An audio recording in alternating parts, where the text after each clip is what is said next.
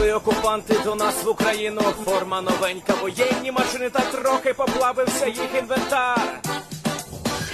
Байрактар, Байрактар. Російські танкісти сховались в кущі, щоб лаптем посьорбати довбані щі, та трохи у чах перегрівся навар. Байрактар,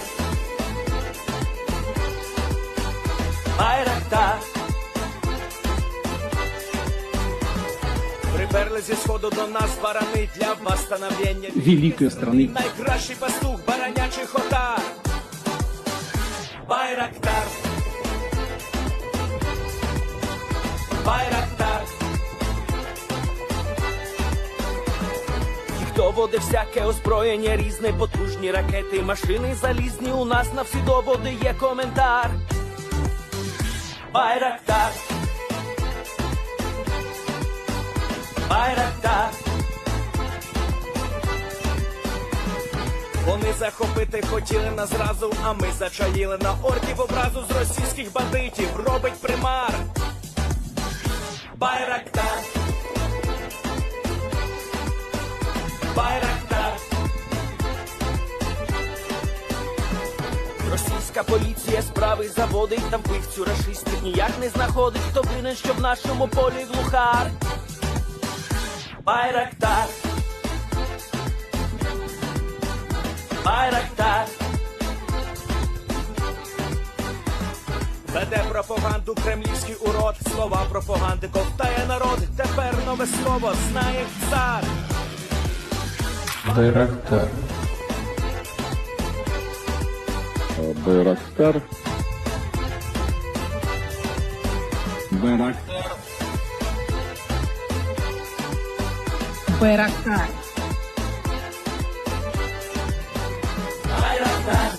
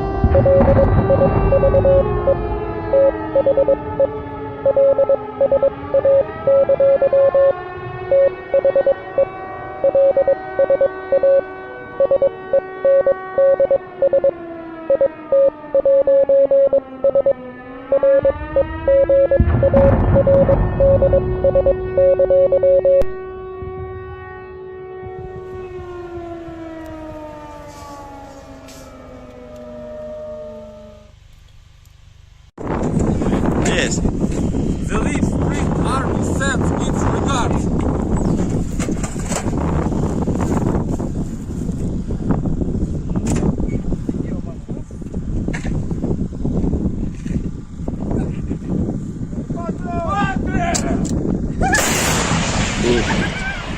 Русский военный корабль. Предлагаю сложить оружие и сдаться. Русский военный корабль, иди нахуй.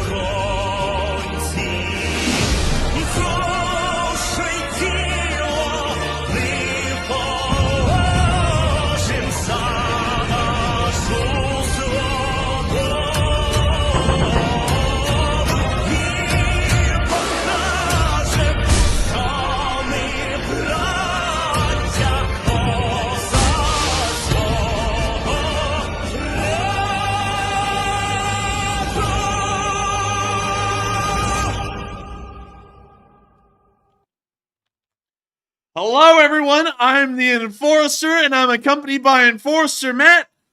And good evening, folks. It's Enforcer Matt, and welcome back today at 668 The News. And it's good to see you all once again after that big gun review released today. I'm telling you, yeah! And of course, we're going to be covering the past 24 hours of the news of the war in Ukraine. We have major news tonight because the F-16 is going to be appearing in Ukraine within the next 7 days. The Netherlands has confirmed that the F-16 is on its way to Ukraine right now. This is the first time we've heard anything solid on the F-16 since around 6 months ago, and that means that for the first time in the entire war, Ukraine is going to have modern 4th generation jet aircraft. An absolutely huge turn of events for Ukraine, and a glimmer of hope in a sea of almost complete negativity out there on the news right now. It is going to be absolutely incredible. And not only that, I see so many of y'all that in the 10-minute countdown and right now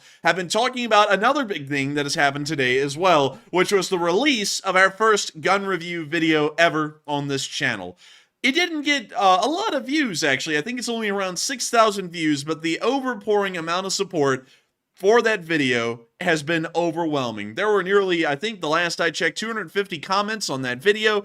Every single one of them were overwhelmingly positive, and all of y'all absolutely loved it. We are so excited to know that every single one of y'all loved them, because we also have another review coming out very soon about the P90. It's going to be almost identical to the AK video because they were filmed in a batch, but the next videos we're going to be doing, we're going to take some of the lessons we've learned on this video, and we're going to be working to make our videos better in the future. We're probably only going to be able to make just a handful more, maybe even just one more, beyond the two we've made right now. That will be a gun review, because law school starts very soon, once again on the 3rd of January, and then we are back into hell again. Or, you know, depending on the final exam grades, we may not be in there for that long. But beyond that, beyond that entirely, we were just blown away to see so many of y'all enjoyed the video. And a lot of y'all really loved the AK itself and had a lot of great things to say about it. I'll tell y'all really quickly a little bit of a backstory about that AK, because so many of y'all were talking about how beautiful it was, how great it looked. Funnily enough, here in Alabama, in the middle of Birmingham, which is where we are in the city of Birmingham, Alabama, there is an amazing gun store. And not to, you know, not trying to promote them or sponsor them or advertise them anything right now, but there is an absolutely incredible gun store here in the area called the Armory. And the Armory has folks inside of there that have amazing connections in the gun collector world and are able to find things that many other gun stores or really gun enthusiasts cannot find. And one of those things was this Bulgarian AK-74.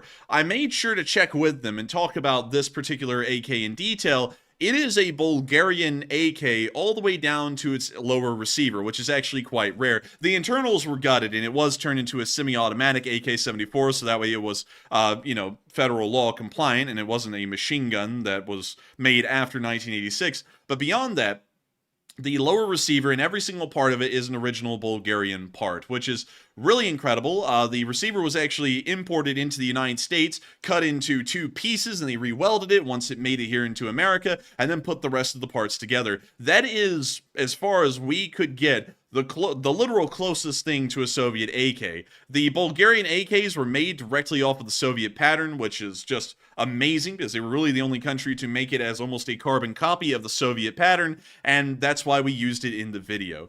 Beyond that, I've just got to tell y'all, I thank y'all all so much once again for enjoying it and really getting a great deal of just fun out of watching the video. So many of y'all did, and I love to know that y'all just were really loving it, because we are wanting to do so many more reviews. A lot of y'all also started to notice that in our set we had other guns in the background. Some of y'all noticed that we actually have 2 AK-74s. We have the Bulgarian one, and we also have an East German AK-74. Not only that, our third review is probably going to be really exciting. We were planning on doing this one a little bit later, but we're actually going to be bumping this up the chain. We're going to be shooting a grenade launcher on this channel. Didn't want to tell y'all that, like, in advance, but we're going to tell y'all that right now, because why the hell not? Y'all probably want to know. We have a grenade launcher that can fire a demilitarized grenade. It doesn't have an explosive in it, but it still works the same way. So we'll be making sure to get that out there to y'all and show y'all a Polish AK grenade launcher. It's really the only AK that we know of that can destroy tanks. But moving on from those little side notes, it's time for us to get into the major news of the night. And the first bit of news that we have is the one that's the title. Ukraine is going to be getting F-16s here within the next week. This is according to the Institute for the Study of War. This is according to a lot of OSINT channels out there on Twitter and on YouTube. It is now confirmed that the Dutch F-16s are finally going to be arriving into Ukrainian hands and hopefully used to a great extent against the Russian Federation. These aircraft are going to be adding a brand new level of firepower and not only that, battlefield capabilities for the Ukrainian armed forces. Most importantly, these F-16s can use the AGM-88 HARM anti-radiation missile to find and destroy Russian radar installations, meaning that they will be able to knock out the majority of Russia's surface-to-air missile systems or ensure that those radars are cut off for a long enough amount of time that they will be able to conduct whatever air operations they need before the the surface-to-air missile sites are able to come back online. The F-16s, from what we understand, will probably be the biggest game changer that we can see introduced onto the Ukrainian armed forces at this point in the war. There is a lot of potential to be had with these F-16s, and there's also a lot of potential for many other things as well. This could really open up the concept of a Ukrainian counteroffensive in Kherson, not just being a far-flung fringe battlefield like we're seeing right now. These F-16s may be able to provide such a large blanket of air cover that a cross-river operation by Ukraine with armored vehicles will most likely be a reality, or at least possible to be a reality here in the near future. This is all huge news and completely amazing to hear because so many of y'all have been asking, where are the F-16s? We heard about them months ago and everyone went completely silent on them. What was happening? And we now know that during those few months, the United States, as well as many other countries that operate the F-16, have been training the Ukrainian pilots in Germany, and the Dutch, as well as I believe the Polish, have been preparing for their F-16s to make the transit across the border and on into Ukraine for the Ukrainian Air Force to use. At the moment, we don't really know a lot more than that about the actual F-16s. We know that they're F-16As and Cs, some of the earlier variants of the F-16s. They're not like Block 60s or anything like that are incredibly advanced and very modern, used by the U.S. Air Force. These are going to be slightly older, the ones that would have been introduced around the 1980s. Nevertheless, an F-16 introduced around the time of the 1980s is technologically far superior than an F-16, well, actually not an F-16, a MiG-29 that first flew in the Soviet Air Force around 1985. It's still way above, leaps and bounds above what the Russians have in their current arsenal. And even in a dogfight or a beyond visual range or a BVR engagement, the F-16 would most likely win against really anything it would come up against. The Su-27, however, is probably, well, not the Su-27, but more so the Su-35 and maybe the MiG-35 or the MiG-29 SMTs are maybe the only things that may go toe-to-toe with the F-16Cs that are going to be introduced if there was ever a air-to-air engagement. The F-16Cs can carry, I believe, 2 AIM-120 AMRAAMs, which are some very advanced missiles. We don't know if they're going to be getting those. We are certain that they're getting AIM-7s of some variant. But AIM-120s we're not exactly sure about at the moment. If they do get the AIM-120s, the F-16s are practically going to be unstoppable in a BVR engagement because the AIM-120 far exceeds really any abilities that the Russians have in their R-27Ts, R-27ERs, or any other kind of radar-guided missile that they are able to mount onto their aircraft at the moment. So going off of that, all in all, not just on the air-to-ground operations, but also the air-to-air operations, the F-16s are going to make a drastic change and will also be increasing the size of the Ukrainian Air Force's fighter component by nearly half. Well, actually, I believe it's even more than that. It's nearly 60% or so. It is going to be amazing to see these things in action. And they could not come at a better time because it does appear that by the time we'll expect Ukrainian F-16s to be in operation, which will be late January, the Russians will most likely be rounding out a lot of their offensive operations in strategic or really tactical failures. Not even on the strategic level, on the tactical level, most of their counteroffensives appear to be culminating into failures. We can see that the Russians are still making no ground. In fact, the Ukrainians have launched a lightning counteroffensive and have been able to push the Russians back almost over half of the ground they were able to take yesterday in Bakhmut, and it looks as though things are not going to be that bad by that point on the battlefield. And in fact, things may actually be drastically improving for the Ukrainian forces by that point. We did see that the Russians are showing their desperation for some kind of a drastic change here in the southern front because they once again started to attack Kherson, the major city of the Kherson Oblast, with ballistic missiles and also artillery. And we can see some of that damage filmed here by the Kherson Oblast civilian government.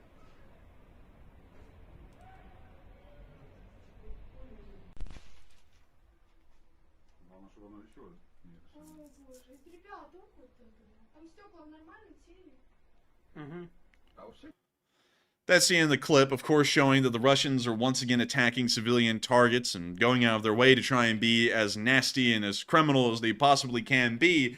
But once again, we know why the Russians do this. For 2 years now, we see that the Russians will start to attack civilians whenever the frontline situation is going poorly for them, whether it be in the offensive or the defensive. And this is showing that the Russians are starting to lose in the southern area near Kherson because they're once again starting to ramp up those civilian attacks, and that is giving us once again that clear telltale sign that the Russians are not doing as well as they once were. Moving on from that news, because we didn't get any video or picture evidence near the direction of Krenki, it appears that things are largely as stable as they can be in the area, and they're not going to be improving too much. But we're going to be moving, well, improving too much, at least for the Russians. I mean, I've said that with no context, kind of out of line. But moving on from that and up into the area of Kyiv, and I want to really quickly take a moment because we have to take a pause because I kind of moved on from the breaking news of the F-16s being delivered to Ukraine very quickly because so many of y'all are talking about this in the live chat and so many of y'all have very interesting questions. And I want to try and answer a couple of them really quickly. Portstan said, have they got pilots for them? And the answer to that is yes. The Ukrainian Air Force actually sent hand-picked pilots from the Ukrainian Air Force over to Germany to go receive training on the F-16s. And from what we also understand, some of those training fields are also in Poland. To answer some other questions, I saw John Underwood say the Enforcer hates A-10s. It's not necessarily that I hate A-10s. A-10s were an exceptional close air support aircraft during the 1980s and 90s, and even on into the early 2000s a little bit. But with the rapid change of technology, especially in the surface-to-air missile range and also the manpad category, and the massive implementation of all those air defense systems in Ukraine, the A-10 would probably not be as suited to the job as the F-16. The F-16 has a higher chance of evading a surface-to-air missile site. It also has the ability to destroy these surface-to-air missile sites, or at least render them immobile or inert for a small while with its AGM-88 harms, which the A-10 cannot use. And also, on top of that, the A-10 Warthog is just, it's getting dated. And there's nothing wrong with an aircraft getting dated. Don't say that. The A-10, I will say, I agree, it is dated, it's getting old, but at the same time, like, there's a reason why they haven't retired it yet. The thing still has usefulness, and that's why the thing, like, has such a popular following, even in just the general population of people who don't, aren't in the military. Everybody knows the thing has won wars, it's helped win things in the Middle East. I mean, it's got a lot of history behind it. Oh, and it certainly does. It is an amazing aircraft, by no doubt. But I think if they did get A-10s, they would have to be used in areas where there are practically no air defense, and that we don't see in Ukraine right now. So the F-16 would be a lot better. And the F-16, unlike the A-10, can also compete in the air-to-air role, which the A-10 just can't do. The A-10, I know a lot of people are about to be like, the A-10 has an amazing turn rate and has been proven to be able to beat F-16s in dogfights and war games, which is true, but the fact of the matter is dogfights rarely ever happen in modern aerial combat. Usually we'll see that the fights are beyond visual range, meaning that the A-10 will never see what's even shooting at it.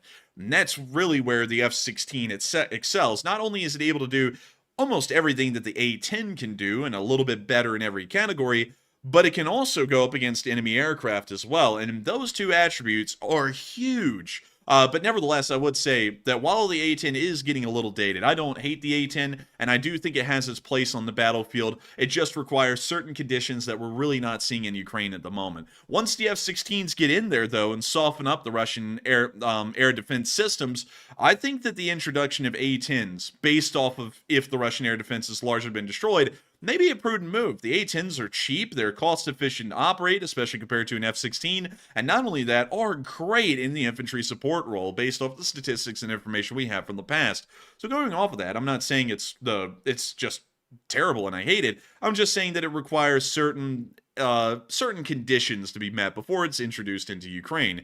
But moving on from that, I just, real quick, I don't mean to rabbit hole, but I don't understand why we haven't sent the A-10s because, I can partially understand why they've been stalling on the F-16s. I think it's partially because the U.S. has concerns about sending those aircraft to Ukraine on a political level. But the A-10s, though, I don't know why we haven't sent those before. Because if we're saying we're going to retire them, we're saying that they're going to sort of go by the wayside and become a little obsolete in our military in the U.S., then why not just send a couple of, test runs to Ukraine instead of having to go through this entire long process of we have to vet the pilots, we have to go through X, Y, and Z before we're able to send one to Ukraine. It doesn't make sense to me. It's like just send them a couple and see how it goes. Because they're already fighting the war. They're fighting for survival. Give them a tool and let's see how they work with it. I agree. I mean, in my opinion, I don't think the A-10s would do incredibly well given the current air defense situation and what the skies over Ukraine look like. But why not just send a squadron of A-10s over, send 4 of them, and let's see how they do. Because the best test would be a trial by fire. We're already retiring the A-10 Warthogs in the U.S. Air Force, and I believe they're going to be phased out by around 2026, so it only has about 3 more years of life until the last squadron retires their A-10s and starts to pick up some other aircraft like the F-35. So I would say, why not? Send them 4, let's see how they do, and if they do well, we'll know that that's actually a great aircraft for the Ukrainians. If they don't do well, it wasn't really a loss. We weren't even going to be using the aircraft anyways to even care about the losses that may be potentially taken with the A-10. And Snow White's right, it is complicated. When you get down into the military bureaucracy of the United States, sending stuff like that does end up being complicated, but I feel like honestly the executive branch, specifically the Office of the President of the United States, should just cut out some of the red tape just for the A-10. Let's send over 4 of them as a trial group, and let's see how they go. It can't be that bad. The results couldn't be too bad, because the Ukrainians will get something out of them, and if anything, if there is no air support in the area, hell, they could just throw them around sporadically and let them wipe out a illy prepared Russian advance, which would be probably a very beneficial thing for the Ukrainians, and also help them to free up more manpower to be a lot more flexible and move around the front lines where they need it. But a lot of y'all have also talked about that the F-16 is a game changer to y'all, and Matthew, could you tell us what the question was posed and what people were saying, because it seems like a lot of people were on the same page about this whole topic. Yeah, so the first poll that we had tonight says, at this stage in the war, will F-16s still be game changers for Ukraine? 66% said yes, it will still be a game changer. 25% said, possibly, but we shall see. 5% said no, it's too late for a difference. And 4% said unsure. And to me, it doesn't matter when the F-16s arrive. Whenever they do arrive for Ukraine, if it was earlier or even right now or later, it'll always still be a game changer because obviously they need air support. The soldiers on the ground, if they had that, that would be a huge, huge advantage over the Russians in their trenches. Because right now they're having to use drones. They don't have a big air force to work with right now, so the UAVs are the only thing they have to try to bomb the Russians. So they have F-16s. They can launch some missiles from the fighter jets, which will obviously be, it doesn't have to be explained too much. It's a fighter jet, and it has a lot of bombs it carries, and that'll really change things for the Ukrainians. So I'm with the 66%. I think it'll still be a game changer, but Enforcer, what say you? I'm going to say I'm with the 66% as well that say it's a game changer. And I can see that some people have a lot of, not some people, it's about a quarter, have some skepticism about what the F-16 can do. And I think it's well-placed skepticism. It probably is well-founded, because who knows if it will really be a game changer. It kind of depends on what kind of munitions are provided for the F-16 to use. Because if you send an F-16 and all it gets are the 20mm Vulcan rounds for the M61 Gatling gun, the F-16s aren't going to be doing a lot. In fact, they're probably going to be doing nothing. But if they get some JDAMs, if they get some Mavericks, if they get AIM-9s, if they get AIM-120s, or AIM-7s for that matter, or AGM-88 HARMs and a steady supply of them, the F-16s are going to become a lethal killer on the battlefield, and probably one of Ukraine's greatest assets in the air. In fact, it will be Ukraine's greatest asset in the air. But I still would have to fall in that 65% of y'all that say it's going to be a game changer. Because we know that the United States has sent over a decent amount of this equipment already. AIM-9s, we've seen Hydra rocket pods. We possibly know that these will be followed along with the munitions that the F-16 would use. So overall, I would have to agree with the majority of y'all. This thing is going to be a game changer. It's just adding so much to the table that the Ukrainians have not had up until this point, that they will now possess for the rest of the war as long as they don't lose these F-16s. Now, I have seen some people say that the F-16 has never been lost in aerial combat. Unfortunately, that is untrue. There have been, I think, around 4 F-16s that have been lost to enemy action over its entire lifespan. What y'all are talking about is the F-15 Eagle, which out of its entire history, I believe it has shot down something like 107 enemy aircraft, and none have been lost to enemy action. So the F-15 literally has a spotless track record, and that was even more incredible considering that the F-15s were going up against the Iraqi Air Force in the Gulf War of 1991, which, while a lot of people look at Iraq nowadays as being a backwards country militarily and not really having a lot going for it, during the Gulf War in 1991, the Iraqi Air Force was one of the most advanced in the world and was also using a lot of incredibly advanced Soviet aircraft, including the MiG-25, which at that time, the United States still kind of thought was going to be incredibly advanced and blow away anything that the United States had, although we had already stripped one down in Japan in 1986 and kind of found out they were less amazing than we thought they were. Nevertheless, it still did incredibly well. I don't think the United States, or I don't think the U.S. will be giving away F-15s to Ukraine anytime soon, though, because while the F-15 has been in U.S. service since 1975, which means that it's nearly 50 years old at this point, those aircraft have been upgraded over time to the point that the F-15s are very integral to U.S. air power around the world, so we'll probably never see those go to Ukraine. But the F-16s are plentiful, cheaper. Not only that, it is still way better than anything the Russians are using in the air right now, and will give the Ukrainians a cutting edge in that category. But with that, getting back into our news, and talking about some other stuff that has been going on around Ukraine, we've been hearing that there has been a lot of talk about what's been going on in Ukraine and around the world in general. And we've seen that in the Location Unknowns, we've had some very interesting clips kind of just showing the war in general today. We have about 3 of them, and the first one is showing a brand new kind of mine-clearing vehicle that the Ukrainians are trying to introduce to the front lines. This is a Bazana 5 with a diesel engine. These things are remote controlled by a sapper and are able to try and demine an area either in front of an advancing column or even behind the lines to get some of the agricultural fields of Ukraine workable again.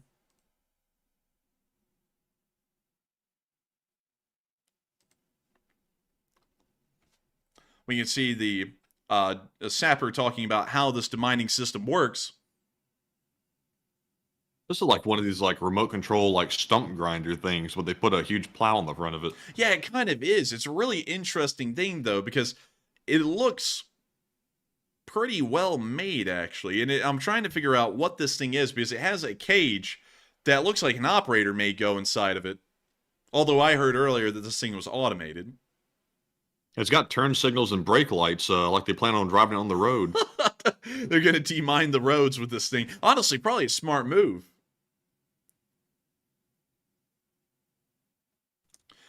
Dude, the Ukrainians look like they're about to turn... Alabama Cajun said the Zamboni of demining. Yeah. See them talking about it more. It's showing us around the little... Oh, it is remote control. There's the little box right there for it. I wonder what... Oh, wait a minute. I think the cage... It looks like the cage has something inside of it, like maybe a tank of some sort.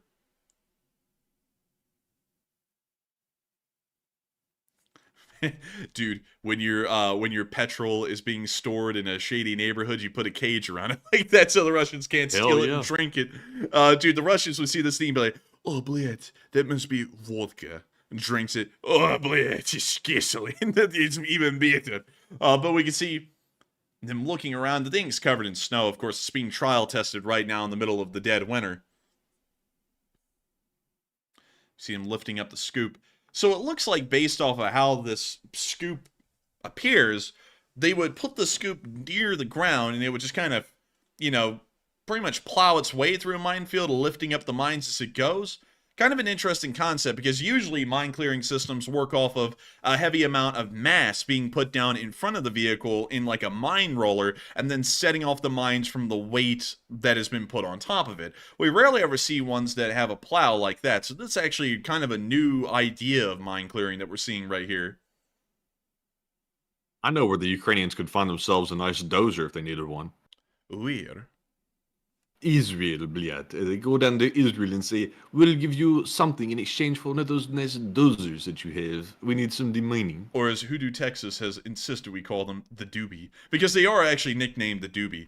But anyways, with that, that's the end of the clip right there. Very nice to see them showing off these brand new vehicles that they're working on, trying to help demine the territory of Ukraine. And moving on to our next one, we also saw something pretty interesting. This war has been going on for quite some time, and many of y'all remember when the Crab was a brand new SPG that had been introduced into Ukrainian service. And let me go pull up the Crab SPG for y'all, because this thing is incredibly neat. It's based off the K9 Thunder from South Korea, pretty much a license-built variant of it, and the Ukrainians have had a decent amount of these over time introduced into their armed services, thanks to the generosity and great friendship that they have with the Polish Republic. These things have worked incredibly well for nearly a year and a half on the front lines, but the war has been going on for so long, and some of these crabs have been used so thoroughly that some of them have been pushed to their breaking point. We saw that today. This crab has suffered a critical failure of the barrel's integrity after a shell was put through it. The barrel had just been stressed so much over continuous firing that the barrel had burst, and we can see that in this video right here. Luckily, nobody was injured when the SPG failed, but this SPG is out of action due to this barrel explosion.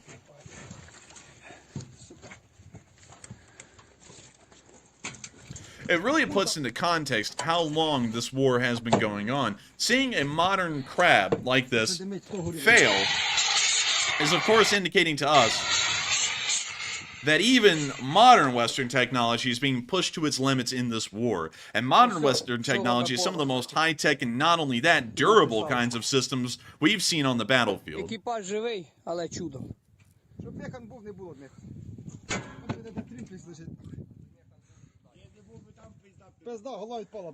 And there's the barrel right there, completely blown out from the explosion.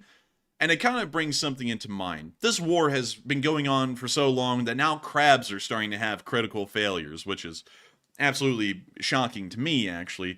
And a lot of y'all have been probably hearing that out there in circles, there has been an indication by the Russian Federation that the Russians may be willing to host a ceasefire, or at least entertain the concept of a ceasefire. That does not mean that there's going to be a peace negotiation and a terms of surrender or anything like that for either side. It just means that the fighting will cease and the front lines where they are right now will stay there.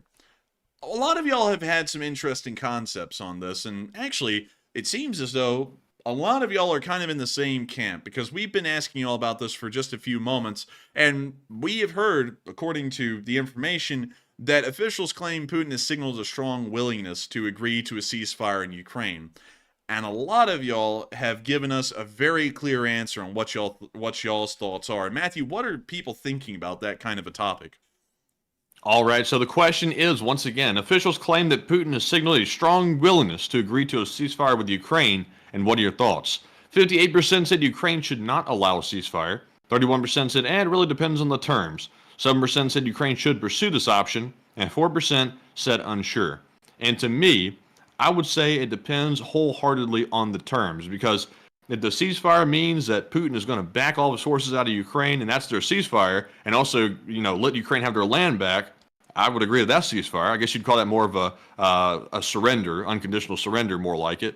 But it all depends on the terms, because you really don't know what Putin would agree to at this point.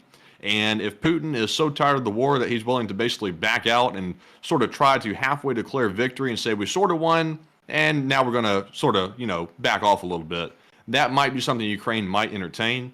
But at the same time, if it means Ukraine giving up land, I don't think Ukraine's going to really take that, and I really don't think they should. But Enforcer, what say you? I would have to say that I would agree with the large majority of y'all. The Ukrainians should not entertain this concept of a ceasefire unless if it comes with guarantees.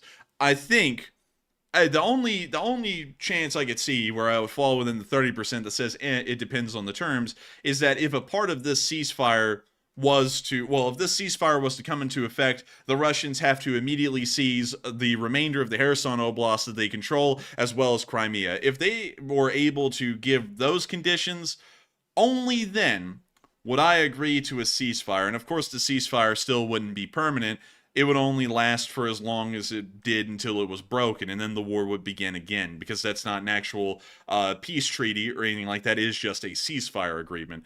But the Russians would never accept that. The Russians' entire point of fighting this war is to keep a hold of Sevastopol and Crimea and their Black Sea Fleet port inside of Sevastopol. That is the only reason that they have been fighting this war. And that's all. And also the secondary reason is that Ukraine was going to join NATO around the beginning of 2022, and they also wanted to stop that as well. But beyond that, knowing that the Russians would never agree to giving up Crimea or the southern part of Kherson, I would not agree to a ceasefire. I think that the Ukrainians should keep the war going, because ceasefires historically, and some viewers have actually brought this up, and y'all are very smart in pointing this out, ceasefires historically have been used by the Russians as a time to regroup. Really, ceasefires are used by every nation in war as a time to regroup. We saw this with the phony war in World War II, where the Germans had successfully invaded and taken over Poland, and then for about the next 6 months, the British and the French hardly did anything to fight the Germans. They really just sat there and waited for the Germans to make their first move, and that ended up being disastrous because the Germans were able to once again regroup their forces for those next 6 months after invading Poland, push through the Argonne Forest into France, and then completely overran the British and the Germans, forcing the British into the sea, and then forcing the French into surrendering, and the remainder of the French fighting on in northern France. Going off of that, just looking at the Germans, and also going off the fact that during the Napoleonic Wars, the Russian Empire took the chance during, I believe it was the Third Coalition, to peace out with Napoleon and then try and build up their forces to about the time of 1813 to then fight Napoleon in a retreating war of scorched earth across their own empire. It's giving us an idea that historically, ceasefires like those, or moments of inactivity on the battlefield, are used by your enemy to build up their forces and regroup. And the Russians could come out of a ceasefire like that way better off than they did when going in. The Russians may at that point actually have the time for their Russian generals to go, we have had mistakes in the Russian army. It's time to try and fix these mistakes as best we can before we go into the next bout of fighting after the ceasefire is over. The Russians could come out of that ceasefire a lot better off than they did going in. So I think it would not be smart for the Ukrainians to agree to a ceasefire that Putin may be entertaining.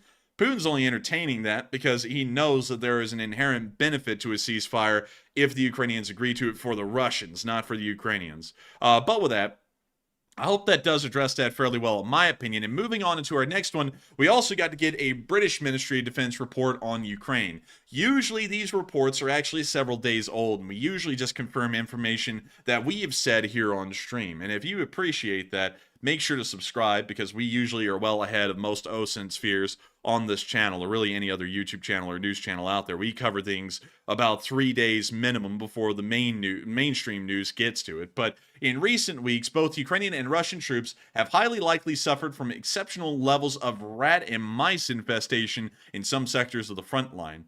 This is something we've already talked about on the channel about a week ago, actually. This is something that is actually becoming a huge issue. These rats and mice are starting to flood the trenches because there's warmth in the trenches, first off, and two, the trenches are posing a good living ground for these rats and mice to survive through the winter.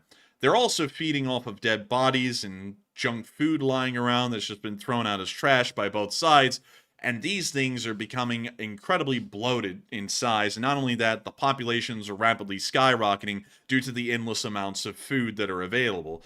they're also spreading a new kind of disease. And apparently, the Russian Federation has even declared that some kind of a new sort of disease being spread by rats has popped up in the Russian Federation's forces in the Kharkiv Oblast, and it appears to be spreading throughout the Russian army. We don't know if it's going to be spreading to the Ukrainian armed forces. We haven't heard of any reports of them suffering this rat plague, but nevertheless, it's starting to become a serious issue for both sides.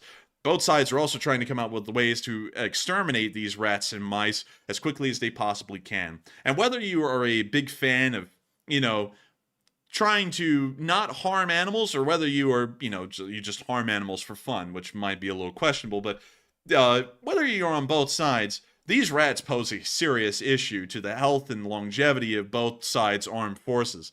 And it is a serious threat, and one that must be met with the complete destruction of the rat and mice populations that are out there right now on the battlefield. Otherwise, they could start to seriously attrit both the Ukrainians and the Russians through serious illness and diseases. But moving on from that, this year's mild autumn, along with ample food from fields left fallow due to the fighting, have likely contributed to the increase in the rodent population, along with the dead bodies and everything else that the rats can eat on. As the weather has become colder, the animals are likely seeking shelter in vehicles and defensive positions. Rodents will add further pressure to frontline combatants' morale, and not only that, their health and also the ability of the unit's combat readiness due to casualties from rat sickness or rat plague. In addition, they pose a risk to military equipment by gnawing through cables, which, believe it or not, has actually kind of become an issue for the Russians. These things are burrowing into the inside of armored personnel carriers, chewing on the wires and cabling of the engine bays, and leading some of these vehicles to have critical failures before they even leave the motor pool, which once again is starting to heavily attrit the Russian armed forces' combat abilities that hardly even existed at the beginning,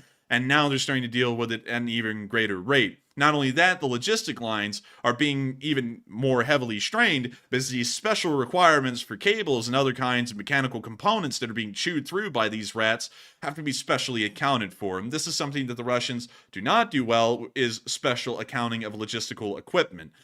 This is something that the Russians probably have no experience in, and so a lot of these vehicles that are now being damaged by the mice and rats are probably going to be sitting around for a while until they're repaired, because the Russians really don't have an efficient supply line to take care of these things quickly. In addition, as recorded in the same area during the Second World War, unverified reports also suggest Russian units starting to suffer from increased sickness cases, which the troops attribute to the pest problem. But beyond that, like we were talking about around a week ago on this channel, the rats are starting to become a serious issue. It's really being highlighted in the British Ministry of Defense report for the Russians, but we've also heard that this is becoming a serious issue for the Ukrainians as well. It's really a war-wide issue at the moment, much like it was in the First World War, and people are going to be trying to find ways to deal with these rats, either through poison, either through just beating them with clubs, which was kind of like the preferred method in World War I. They have to deal with the rats, and they have to take them out as best as they can. Angry Penguin also just was talking about that he's seen some videos of these rat infestations, and they're horrifying. And I've got to admit, it is almost like if y'all, I'm sure many of y'all have heard of the 7 plagues in the, in the story of Moses. And it's very similar to the swarm of locusts in the 7 plagues, but more so than it being locusts, it's just rats and mice in unbelievable numbers. In some places in the trenches, there are literal seas of rats and mice that are so large you can't even see the ground below them, and they're actually climbing over each other because there's just so many of them. It's almost like that time that I went to that Comic-Con. But anyways, moving on. I'm just kidding. I never went to a Comic-Con. Yeah, and Comic-Cons aren't that bad from what I've heard. It's just that some people need to learn how to shower, which is kind of a thing you'll run into with any event. But moving on from that, we also got to hear of the Russian casualty reports over the past 24 hours, and we have seen... Oh my God! They got 6 Bobcats. Oh my lord! And 3 planes. Let's go! Hey, there's the 3 Su-34s. I told you. Wait and be patient. And it did happen. They're finally on the casualty report. But 1,040 troops have been knocked out over the past 24 hours. A very good number, along with 28 armored personnel carriers, 51 supply trucks, 17 tanks, which is a very good number, 36 artillery pieces, showing that the counter battery has absolutely been wild, in 19 drones, and 6 special equipment vehicles. Overall, the losses have been very good, and certainly favoring the Ukrainians in the defensive battles that we've been seeing across the entirety of the front lines. I gotta tell y'all that if the Russians were rats, the Ukrainians are the greatest exterminators of them. Moving on from the casualty report, we've also been getting some very interesting questions, and a lot of y'all have had a lot of things to say, not only about what we've been talking about here on the stream tonight, but also about the gun review video earlier, and also a lot of y'all have been showing support to this channel, and we also want to make sure to go out of our way to thank all of y'all, because y'all have made this possible. I'd also like to give a special shout out to Snow White, who supported the gun review video earlier, and we got to thank you so much for the massive support and helping us to keep this channel rolling. Shout out to Snow White. Shout out to Snow White, because not only are you helping this channel to keep running, you're helping us to be able to do gun review videos as well. And we got to thank you massively for that. But we have so many people who are also here on the stream tonight who have been supporting the channel and have also had some interesting things to say. And Matthew, who is the first one of the night? All right, so moving into our super chat questions, the first one of the night is going to go to Majora, who throws in a $150 donation. And thank you very much, Majora. That is extremely generous support and the biggest super chat of the night, and we appreciate it very much. And also, Majora is a channel legend, by the way. And they said, I haven't been able to be here for a good minute, but I love you all, and happy holidays, and long live the LSA, and a question from the live chat, please. And same to you, Majora. And thank you so much for the massive amount of support, Majora, and also Merry Christmas to you, and happy holidays to everyone else as well. And you have not been here for a hot minute. I'm glad to see you back, and thank you for being here with us tonight. Also, I hope that we will be able to get a live chat question here in a moment, because I know we will. And also, long live the Lee Spring Army. And we are so happy to have you back, Majora. And I also got to thank you for throwing in massive amounts of support to this channel and helping us to keep this thing rolling.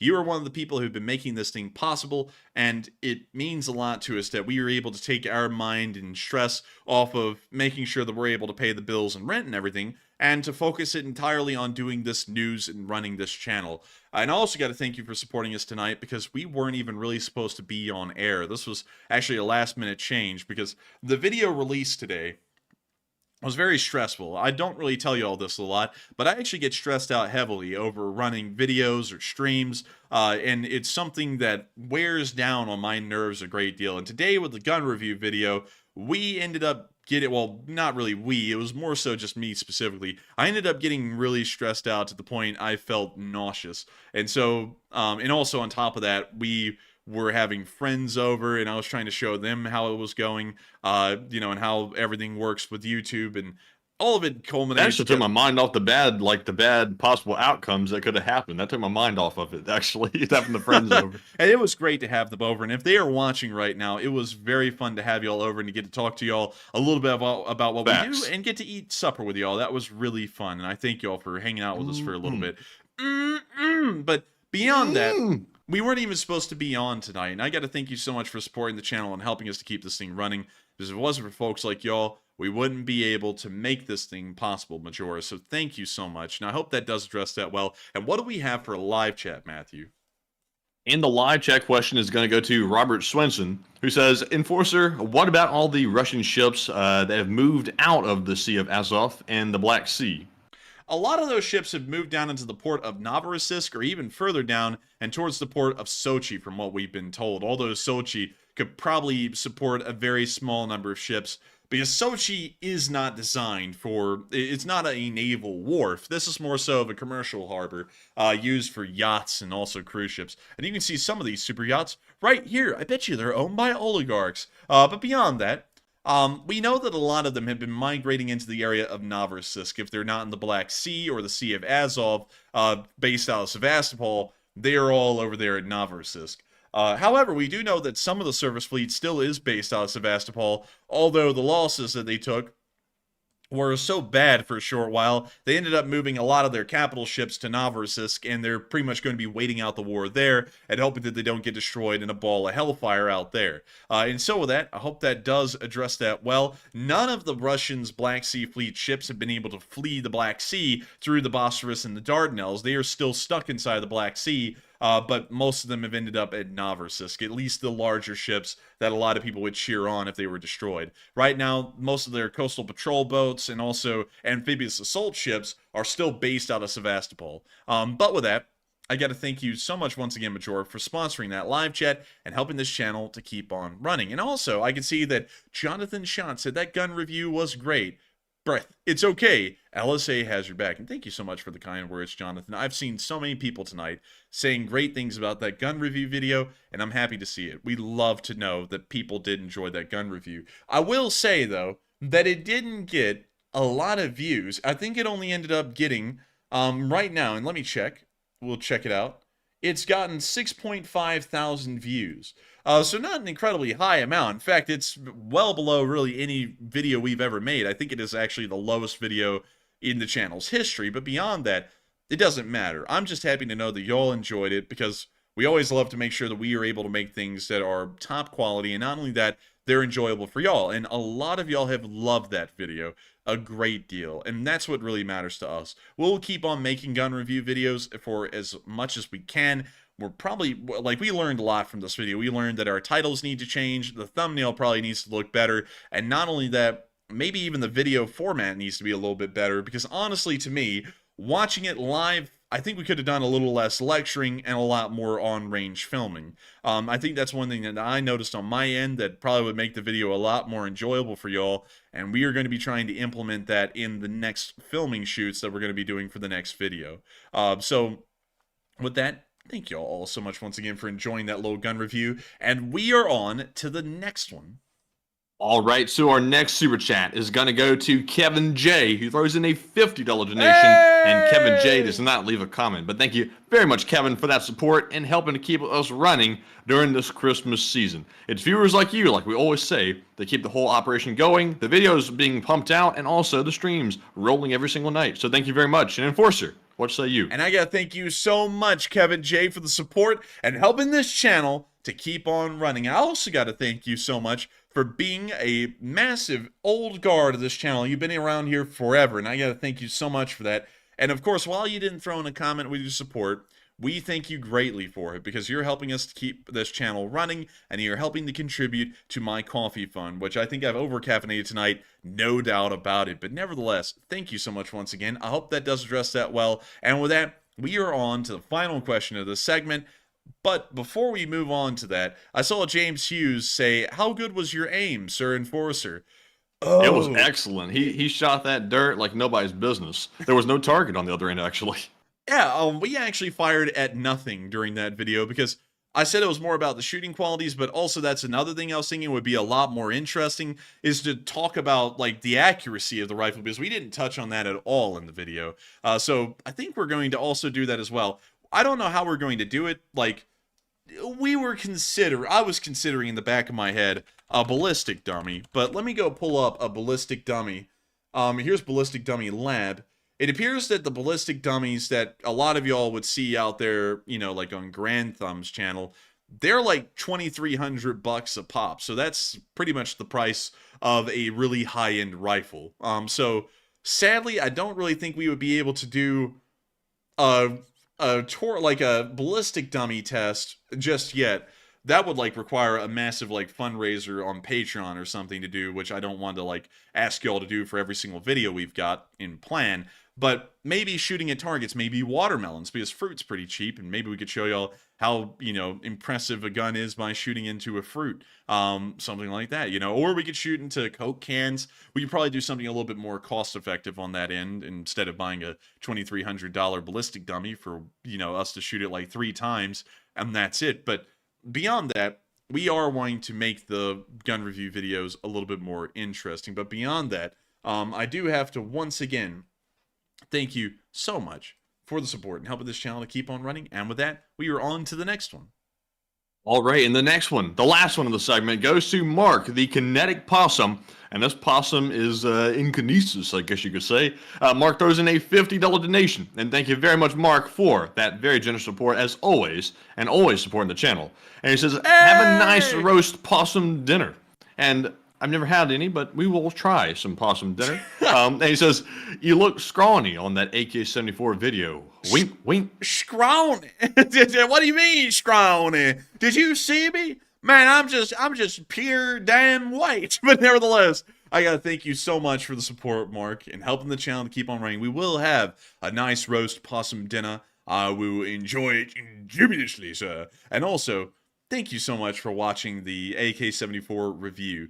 We are so happy to know that you were able to enjoy it, along with everyone else who watched it. It seems like the feedback has been nothing but positive, and I gotta thank you so much once again for always being with this channel, being an old guard, and not only that, supporting the channel and helping us to make this thing possible, Mark, because your support is helping us to be able to get the ammunition that we were shooting in that video, among many other things. Not only that, you know, actual serious things beyond just gun reviews and keeping the channel running, we're also able to do a lot behind the scenes, like hopefully get through law school and also pay the rent so that way we can keep the lights on. But nevertheless, I love paying the rent.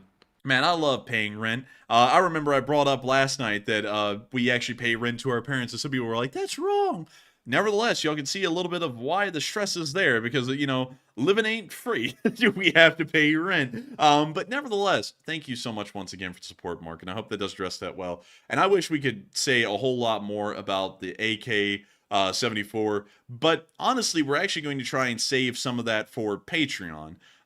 Not to plug our Patreon, but the link is in the description below, and if you did enjoy the gun review stuff that we did there, we're actually going to be doing some additional gun review stuff, maybe like taking apart the rifle and talking about it and cleaning it, or even more in-depth analysis of it, but that's going to be on Patreon, so that way we don't clutter this channel with a lot of different videos on the gun reviews. But nevertheless, I hope that does address that well, and thank you so much once again for the massive support, Mark, and helping us to keep this thing running. And of course, I thank everyone for just the overwhelming kind words. I'm seeing all of y'all still throwing in great words about that gun review, and it means a lot to us to know that it was unanimous. A lot of y'all just really enjoyed that video, and so thank you, everyone. Thank you. It does mean a lot to us. And so with that, it's now time for us to move on from the question segment and on into the rest of the Frontline news, starting off with the northeastern area of the front lines. Over the past 24 hours, we have seen no frontline changes in this area. None at all. And it is showing, considering that the Russians are conducting an offensive operation here, that the Ukrainians are doing incredibly well. And starting off with our first clip, we got to see the Ukrainians hitting the Russians very hard in this clip. This was conducted by the 8th Brigade, which is in the area. Here we can see the Russians climbing out of a trench and starting to move through the fields. When you see them get hit by a grenade or some kind of a mortar.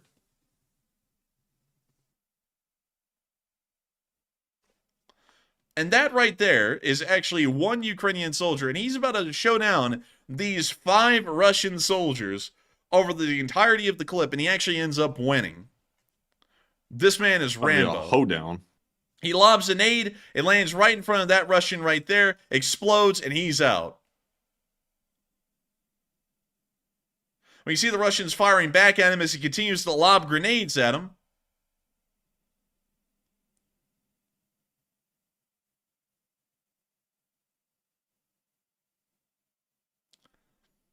When you see them continuing to lay down even more fire, tossing more grenades. And just look at this man go. I mean, think about it. This man is facing down 5 Russian soldiers entirely on his own. No squad nearby, no support, and this man is carrying the entire battlefield in this area. He is taking on pretty much an entire Russian fire team, and he's winning.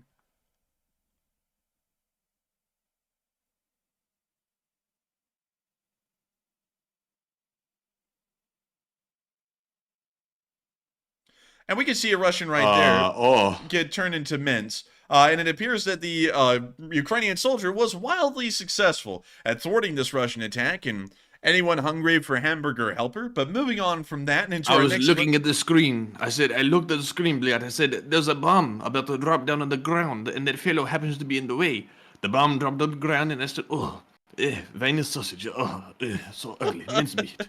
Dude, some German said, this is bratwurst, this is good, yeah? It's like, no, it's not good, that's man. But anyways, moving on from that into the next clip, we also got to see these Russian BTRs get ambushed near the village of Orlansky, which we geolocated into, let me make sure to show y'all, because I do my homework. Where in the hell is Orlansky? Wow, I just had it, and now I've lost it. Here we go. It should be down here somewhere. What in the world? I have it. Wait, hang on, there we go. So it's Kislivka, so we got to go north from Kislivka, so there's the highway. Here we go, here's Orlonske. In geolocating this as best as possible, let's start the video and see where they are. When you see the first BTR get ambushed immediately, there's nothing in the world that can compare to a ambush, juicy and rare. The ambush lives for the pleasure it gives. It's a thrill on the bill of fare. Such heavenly attacks deserve the best. A home and contentment, believe my best. There's nothing in the world that's so divine as a hork roasted in fine. I adore you, ambush mine. But anyways. Now come on, Wimpy, pay me up for those hamburgers you've been like loafing around with. Come on, pay up. Yeah. But sadly, I wasn't able to exactly geolocate that. It is in the area of Orlonsky.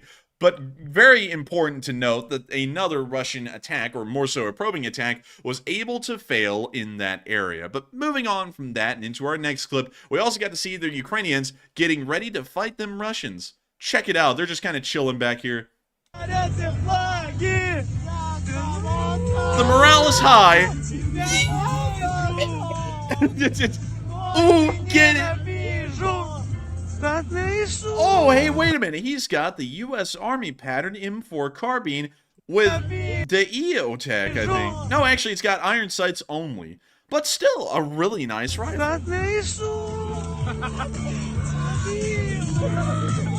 Damn. Dude, that guy just used that as an excuse to grab X. That dude's got teabagged. Look at this guy, the driver's kind of miffed now. He's like, you dragged my balls across my face, you idiot.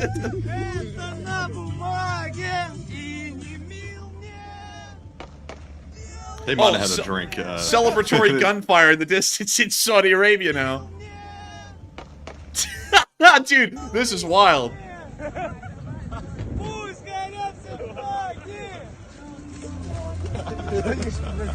And now he's coming out the other side of the car. They kicked him out. But with that, that's the end of the video, and wonderful to see that they were able to have some fun before they get out there on the front lines, and probably have a little less fun. But nevertheless, we know that the Ukrainian spirits are still high, and they're still continuing to persevere even in this tough time of the war.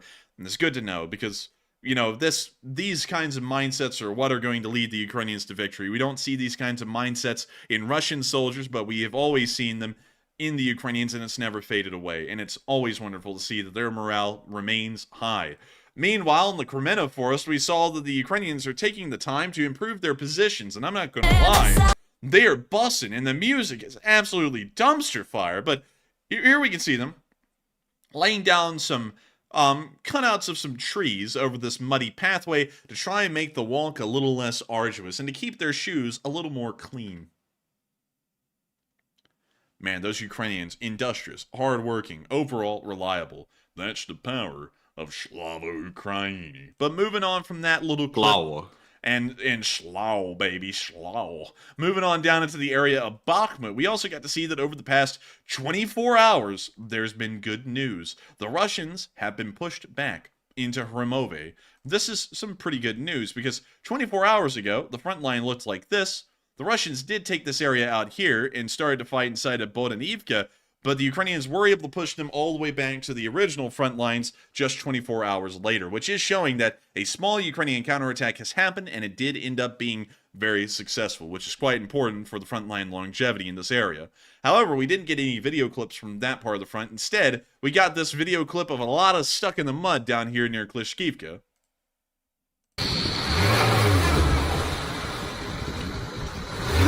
Man, that thing be swimming.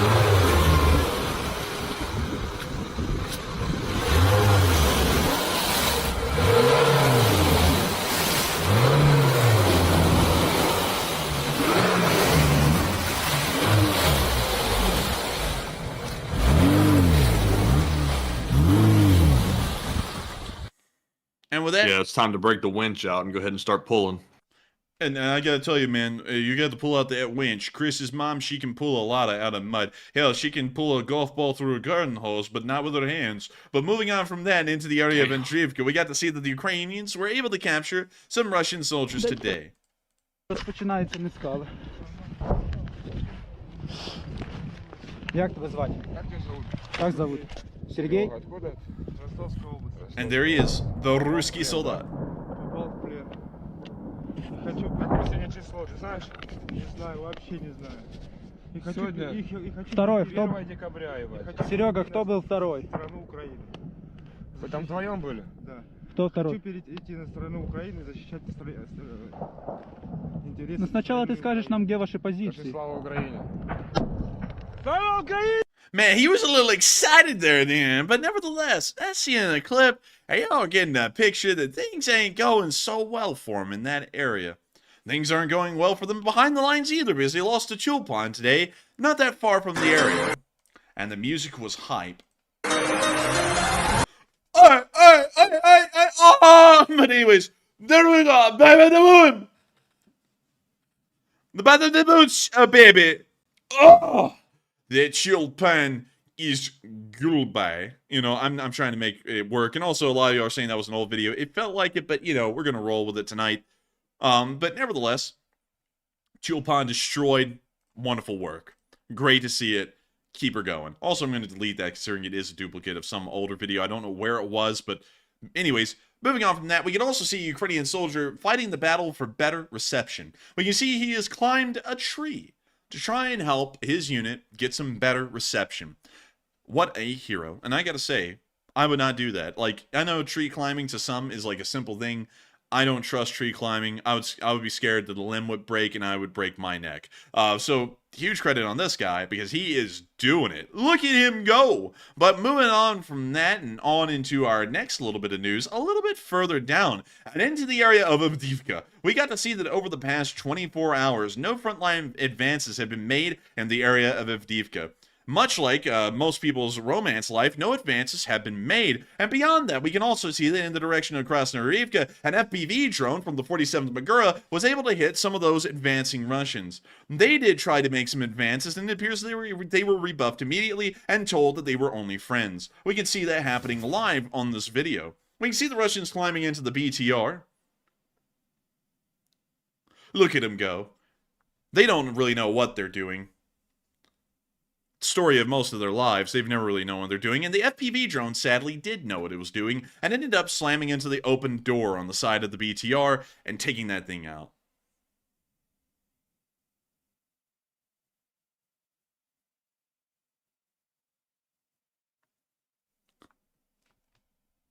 And Dustin is feeling attacked, and I'm sorry. That's it, I'm sorry, man. But anyways, we see one of the Russians come out. He's a little smoky, and also he's his footing isn't really with him. It's bad when your feeding isn't with you. Man, Your feeding be fleeting you. watch out, the feet people might be near. The feet people. Oh yeah, you know, you don't want to know about those people. But anyways, that's the end of the clip. Very nice to see that they were able to get this BTR. And moving on to our next clip, we also got to see the Ukrainians firing a 50 cal on the Russians from a fixed position. Let me show y'all this clip because it's cool. Turn up. Oh, get it. He's treated like a machine gun. Lay it down, baby. Oh, well, he only did it once. Yeah, baby. Oh, I love it. It's a beautiful machine gun. I almost got a pistol. But those are the only clips we got from Avdiivka today. Beyond that, they are holding down the area. The Russians tried to advance us to Stepovy again. They got stomped again. They'll try it again tomorrow. They'll get stomped again tomorrow. The cycle will continue until they run out of manpower or they just run out of willpower, one or the other. But moving on from that and behind the lines into Ilovaisk.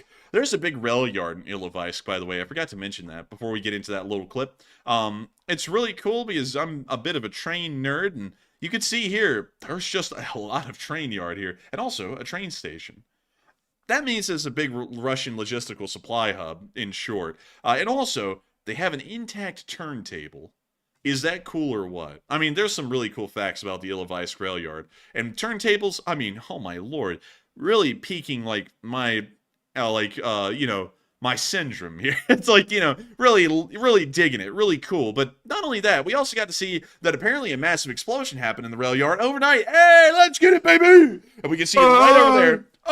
And we can see it burning and roasting. And this tells us that some Russian logistics has been knocked out or destroyed in the past 24 hours or so. And we always have to say, love to see it, because what is there not to love about that?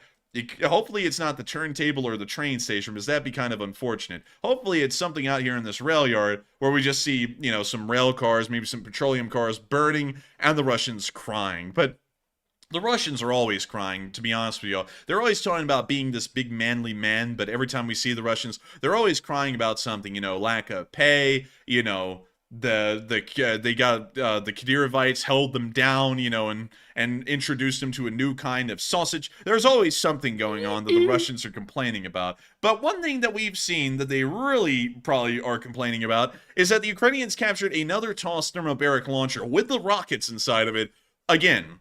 This one has been spotted in a repair depot after it was captured, and apparently this is the 6th one that has been captured by the Ukrainian armed forces.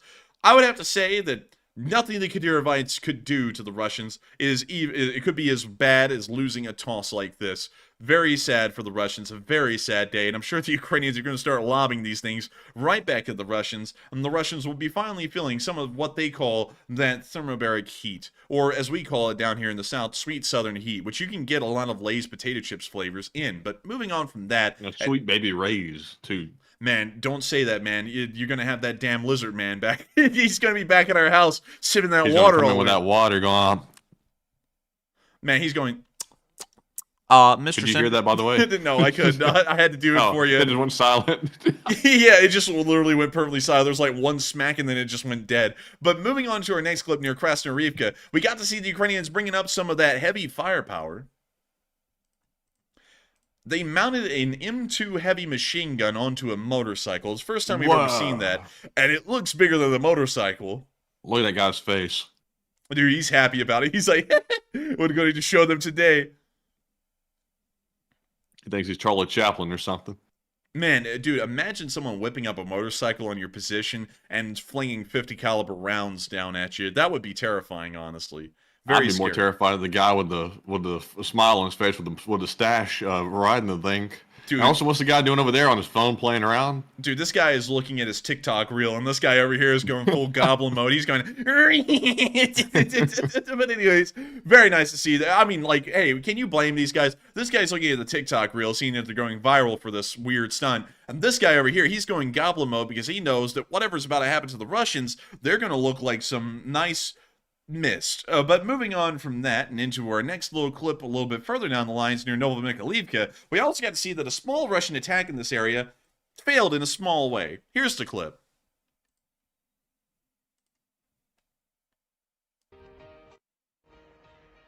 Smooth jazz. We can see them dropping bomblets on the Russians. That one hit right on the engine bay. We can see Russians bailing out. They're dropping off like flies. And they're keeping it rolling. And now the BMP is going to turn around and run them all over. Come on, Russians, do your thing. Oh, look at that. They got the bulldozer lined up on the whole squad. They got the whole squad running. Got to flatten them to shove them back like a flat pack, like IKEA. Oh, and look at that. They took a couple of them down. Oh, look. Look at that. They're all learning how to crawl. And there goes another one. Oh, some ammunition caught on fire, too. Oh, his ass was on fire. Did you see that? Liar, liar, pants on fire. He said, ouch, ouch, oh, my ass. Wait, no, man, he went, oh, oh, ah! Like Tom and Jerry or something. Yeah. But anyways, moving on from that clip, great to see that they were able to thwart that little counterattack today. We also got the aftermath picture, which was horrifying. 12 Russian vehicles wrecked on the road. 1, 2, 3, 4, 5, 6, 7, 8, 9, 10, 11, and then 12, which I didn't count that one over there. 12 vehicles destroyed on the road just today from the failed attack. Can we even get a better picture of how badly the Russian offensives are failing at this point? I mean, it's very clear now that the defenders are going to be winning. And in most battlefields right now, the Ukrainians are the defenders. And it appears that the Russians are running everything into a meat grinder, and they're not even making any ground from it. Also, let's see. Feely Touchy said, really not funny. And one thing I got to say... I was about to say, I won't take no advice from someone called Feely Touchy.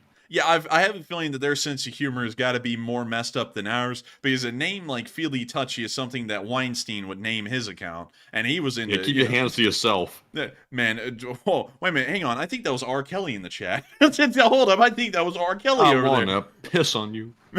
I want to piss on you. But anyways, moving on from that and down into the southern front, we didn't really see a lot of Russian action down here today, but we did see at Huilopol, a woman soldier in Ukraine, whip out the awugas, because I know a lot of y'all are about to be simping, and let's see what we can simp about today.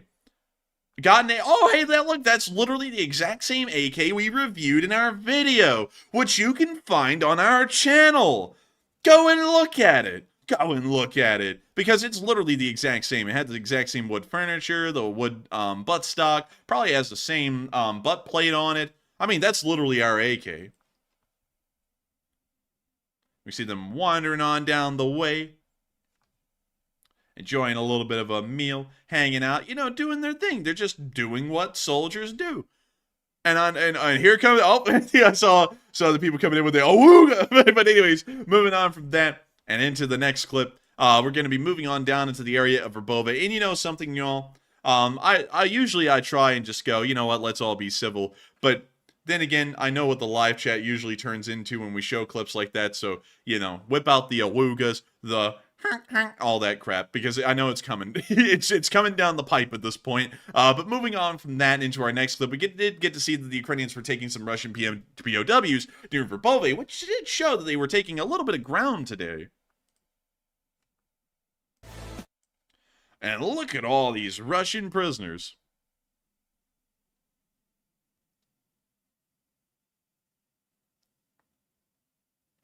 Quite a decent amount of them. I would say maybe at least 5.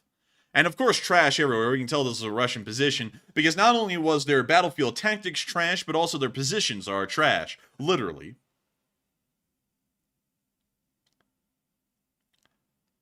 I mean, this right here is trashier than modern music, and we can see them taking them off over into the corner to be processed into a prisoner of war camp.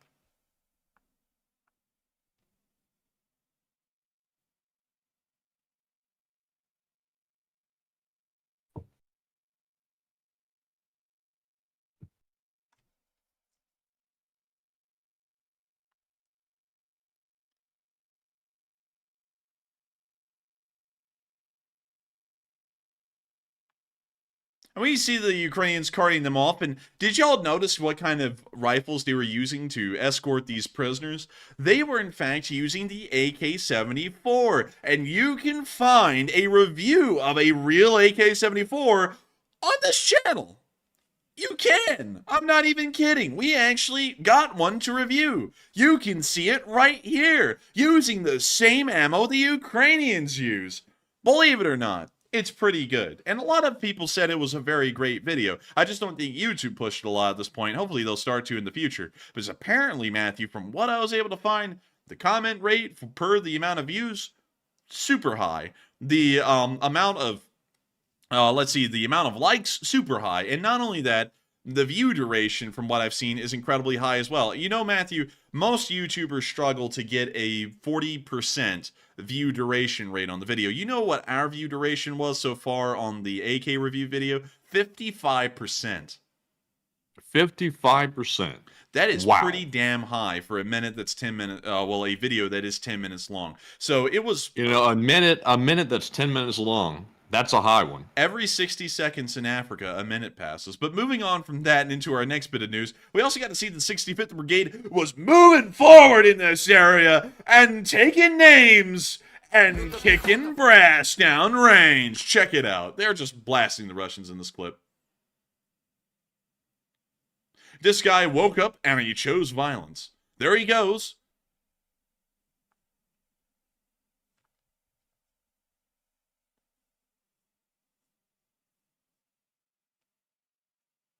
And Leonardo Willie said, YouTube isn't hot on promoting gun videos. Well, they better be, because that video was straight fire. And we can see the Russians give it up. Give it up, baby. They're giving up about as quickly as I gave up on, I don't know. I'm trying to come up with something to make a joke work there. I haven't really given up on much. But anyways, we can see them coming out and surrendering.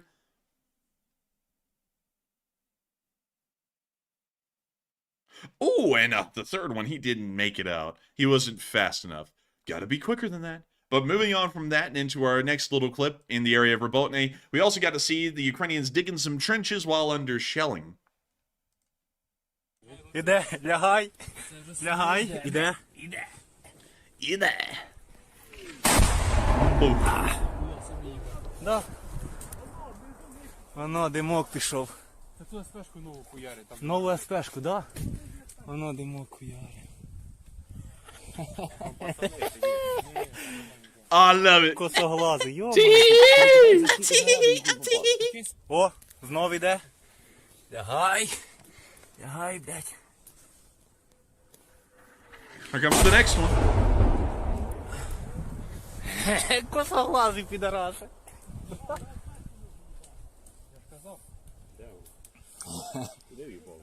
бачиш туди, де ми робили сюди. Мені кажеться, там вже нема. Оп. Ще пішов, лягай. You're Да. getting down again. Here comes the next one.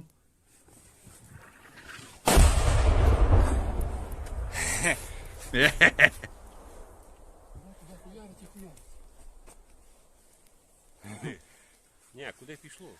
Oh, Копачі. the bomb, yeah. Oh. В жовтих рукавичках. Так, буде летить нахуй зразу, тільки хуяк в ту сторону, бачиш? Man, look, they're just in happy spirits. О, лягай. Лягай.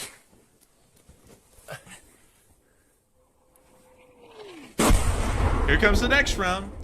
But I bet you they're going to get up and keep laughing and joking. Look at them, they are. They love it. Мене вже коліна болять, блядь. І сиди там лучше. Та я знаю, земля холодна. Я брату покажу. And that's the end of that clip. Y'all know it. Y'all know that's the end of that clip. And I'm just so happy that we were able to show it to all of y'all because it's showing the Ukrainians still in high spirits. A lot of people don't think the Ukrainians are in high spirits anymore. Oh, if you hear those whiny little, yeah, well, I'm going to make sure not to say anything too strongly, but if you hear those whiny little babies on CNN and Fox, all of them are going, oh, everyone's sad in Ukraine. Everyone's so sad.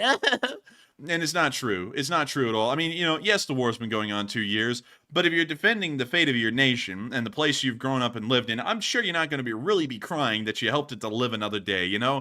Feel like those people are kind of out of touch. And if you think so, stop watching them.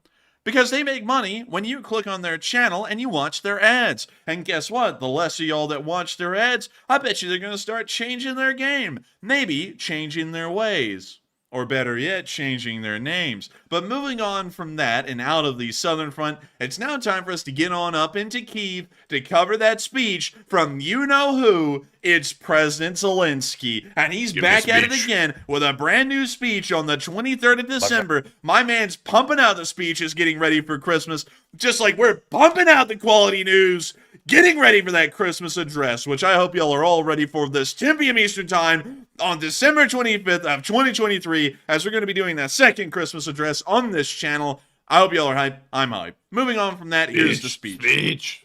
Let me make sure that it's going to be the right way. Yes, it is. And there you... What the hell is going on?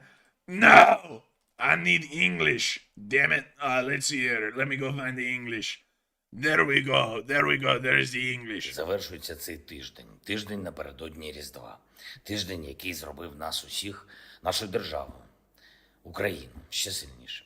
Важливо, як завжди, за підсумками тижня сказати слова вдячності. Є нові пакети підтримки. Німеччина, гепарди, зенітні установки, снаряди, калібр 155 та інша необхідна зброя. Дякую, Нідерланди, пакет більш ніж на 100 мільйонів євро, який допоможе нашій стійкості. Дякую. Фінляндія, вже 21-й пакет допомоги самообороною і теж більш ніж на 100 мільйонів євро. Вдячний. Збільшено потенціал санкцій США. Є рішення щодо фінансових установ, які допомагають Росії обходити санкції та співпрацюють з ВПК терористів. Є і нові санкційні рішення проти тих, хто допомагає Росії експортувати нафту з порушенням прайскепів. Тиснути саме на такі російські зв'язки зі спільниками особливо важливо. Я вдячний за це. Очікуємо і затвердження пакету американської підтримки на наступний рік. І вдячний представникам обох партій за розуміння того, що рішення має бути ухвалено. На цьому тижні ми знов-таки довели, наскільки дієве посилення нашого повітряного щита. І не лише для захисту міст і сіл від російських дронів та ракет, але й для фронтової роботи. Можливість збивати російські винищувачі – це один з ключів до завершення цієї війни, до справедливого завершення. Я дякую всім партнерам, які нам з цим вже допомагають і які готуються до відповідних кроків у підтримці наступного року. І, звичайно, наші воїни, бойові бригади на усіх напрямках від Харківщини до Херсонщини та на кордоні, ті, хто захищає від російських ДРГ, ті, хто знищує шахеди, ті, хто утримує наші рубежі. Я дякую всім вам. Особливо сьогодні хочу відзначити хлопців зі 128-ї окремої гірсько-штурмової бригади, солдат Василь Поліщук та сержант Олег Бернацький. Обидва надзвичайно ефективні, обидва були поранені, обидва взірцево сміливі. Дякую вам. Стрілець 23-ї окремої механізованої бригади солдат Олексій Копиця. Зараз на Авдіївському напрямку оборонні бої і за плечима бої на півдні, героїчні штурмові дії. Дякую, солдати. Воїн 56-ї окремої мотопіхотної Маріупольської бригади, старший солдат Іван Кірєєв. Дякую за козацьку сміливість, солдати, і за порятунок побратимів.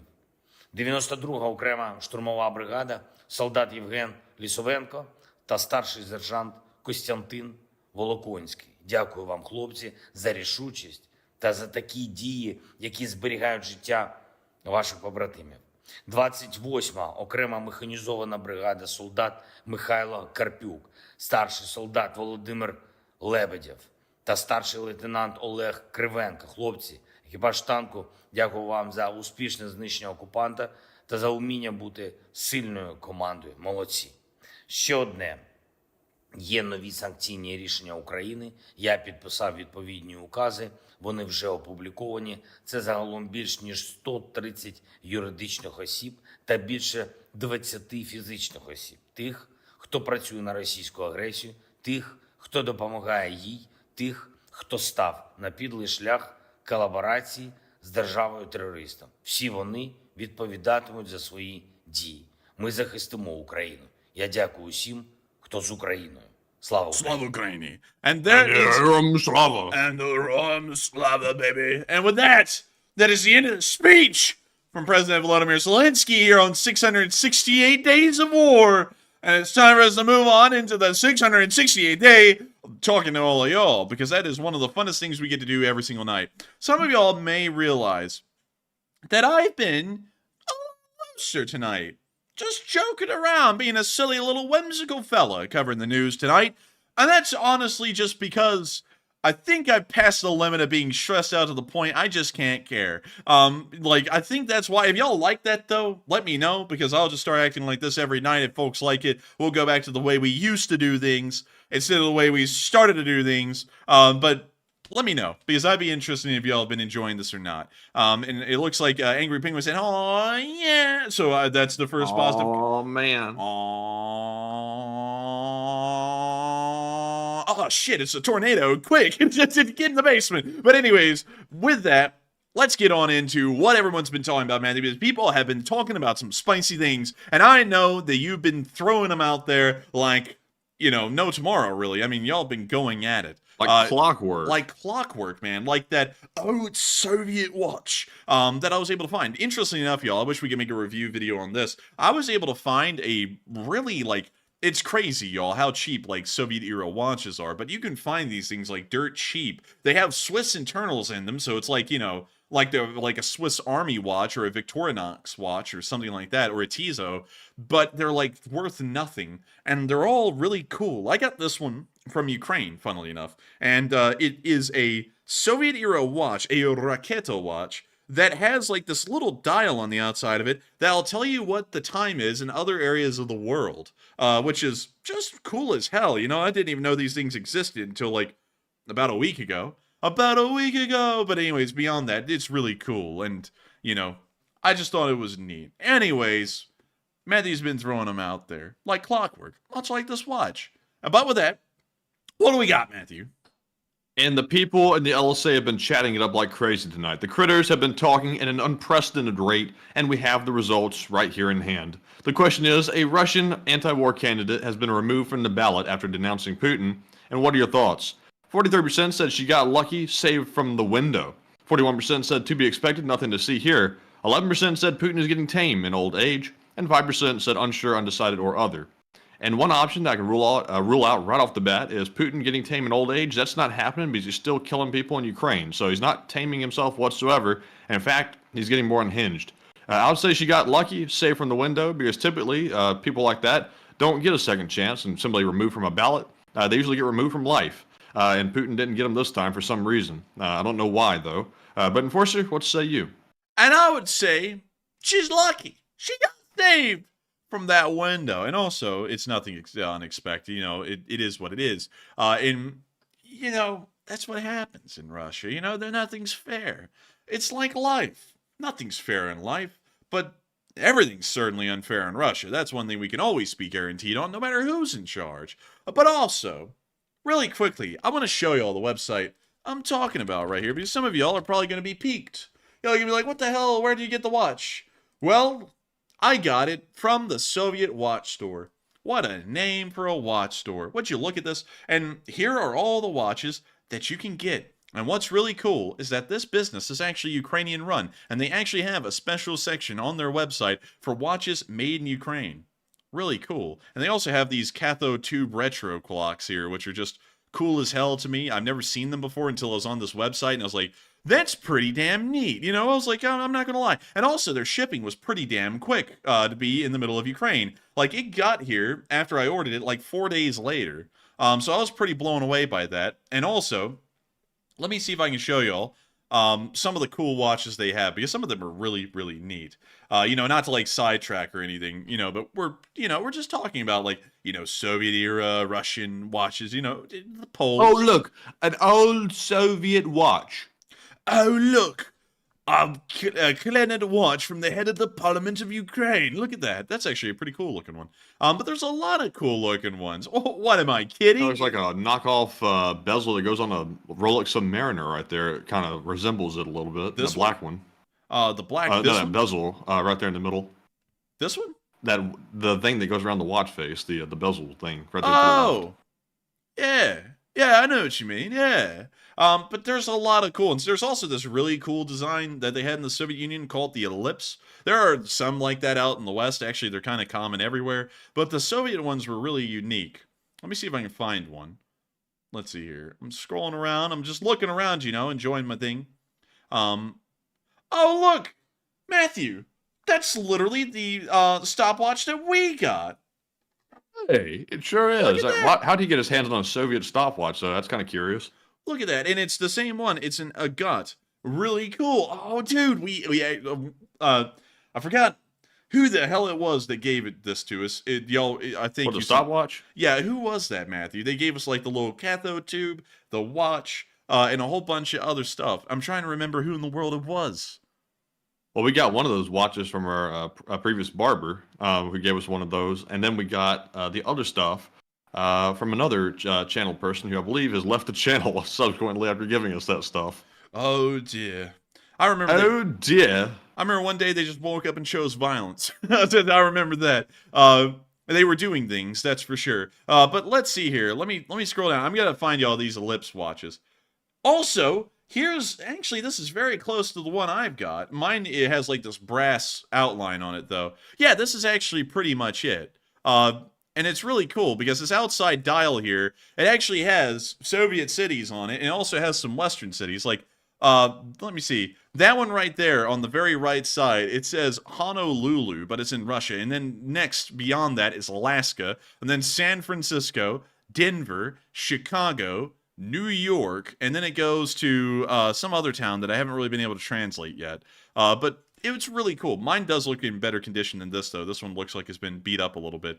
But beyond that, that's the watch I got. You can see it's pretty affordable for what it is. It does have a Swiss internal inside of it. All that stuff. Really neat. But let me scroll down, because I got to get to this freaking ellipse watch, because it's really cool, and I think y'all will like it. And Butcher 7 said, watches are so cool. And I know, they're really cool. And I just kind of, like, got into them a little bit when I got this thing. I was like, oh, that's pretty neat. And hopefully, maybe I'll, you know, get another in the future. I don't know, because, like, you can only wear one watch at a time, so why have, like, 90 of them? But let's see here. Hang on. Trying to find the ellipse one, because I got to find this for y'all. This thing is really cool. Me personally, I'd only buy a watch that has like a lot of value behind it or something, because like the cheaper watches, you can buy a boatload of those. I've seen people on YouTube buy a ton of them, but they don't hold value, so you just end up collecting a bunch of junk basically, and you can't ever resell it. So this is the one I was talking about. This is the Copernicus. Man, toss that right to the side. Oh, yeah. I mean, I know what you're saying. Calm down. I know what you're saying, man. I know. But this is the... Move right along. This is the Raketa Ellipse. Y'all can see why I didn't get it, because it's like $500. But it's pretty damn cool. Look at that. It's really neat. The minute hand... Well, actually, the hour hand is this round ring thing. And the minute hand's right here. And as the minute hand travels around and around, the ellipse will circle the entire watch face. It's a really cool design. I think it's pretty unique. But anyways, with that, I just hope that addresses that well. I thought I'd share with y'all where I got the watch, because it will support a Ukrainian business if you get a watch from them, because they're from Ukraine. And also they make Ukrainian watches too. Really neat stuff though. But anyways, another thing I have to tell y'all is that they're all mechanical, so you have to wind them up. None of them are quartz. And also... another cool thing to share with y'all is this thing actually makes a loud ticking noise too, which is really neat because it's mechanical. But anyways, with that, we're on to that next one. All right, and moving on to our super chat questions, once again, we have a $100 donation from the Donna Olson, longtime channel legend, and thank you very much, Donna, as always, for that very generous support. And Donna says, I haven't been with you live, but I do watch, and do watch post. And Merry Christmas to you and the LSA. And also, she said she's busy work nights on set film. And Donna, I'm sure you can't probably tell us, but I'd be very curious to know what film you're working on. Because I'm not working on the same thing you're working on, but I am setting up a set of my own for the Christmas address thing that we're doing. But it's a much smaller version of probably what you're doing. But anyways, thank you very much for that support. And I gotta thank you so much for the support, Donna Olson. And I gotta ask you, Donna, how do you watch this channel? Like, I'm so interested in that, because you working in, like, the film production world, does it remove the magic of how we run a show like this? Or is it actually interesting to watch and, you know, you're not like thinking about the technical side of things all the time? Because after we got into YouTube and we've done our thing, like whenever I watch a YouTube video, I don't get as much raw enjoyment out of them as I used to, because I'm always thinking about how they produced them in the background, and like when the world goes into like the presentation of it and the editing and the filming and what everyone's doing and how it really looks when everything's coming together. That's something I'd be so interested in knowing, because you are our Beverly Hills viewer and really big, from what I know, in the Hollywood world, and at least working around with actress stuff. I would be so interested to know if you could share with us what you're doing out there, what you're filming, what you're working on. But also, I'm glad to have you here with us tonight. It's absolutely incredible and wonderful to know that you've been here with us live watching this channel. I'm sure that you probably just got off, like many people are right now, for their short little Christmas break from about the 23rd to like the 27th or so, and then everyone gets back to work. But I'm so glad to have you here with us tonight, hopefully for these next few days. And I thank you so much for supporting this channel and helping us to keep this thing running. And Merry Christmas to you, Donna Olson. And once again, a Merry Christmas to the entire Lee Spring Army. But thank you so much once again, Donna Olson, for being an old guard of this channel, always being here with us, and also supporting this channel tonight to help it to keep on running. And with that, we are on to the next one.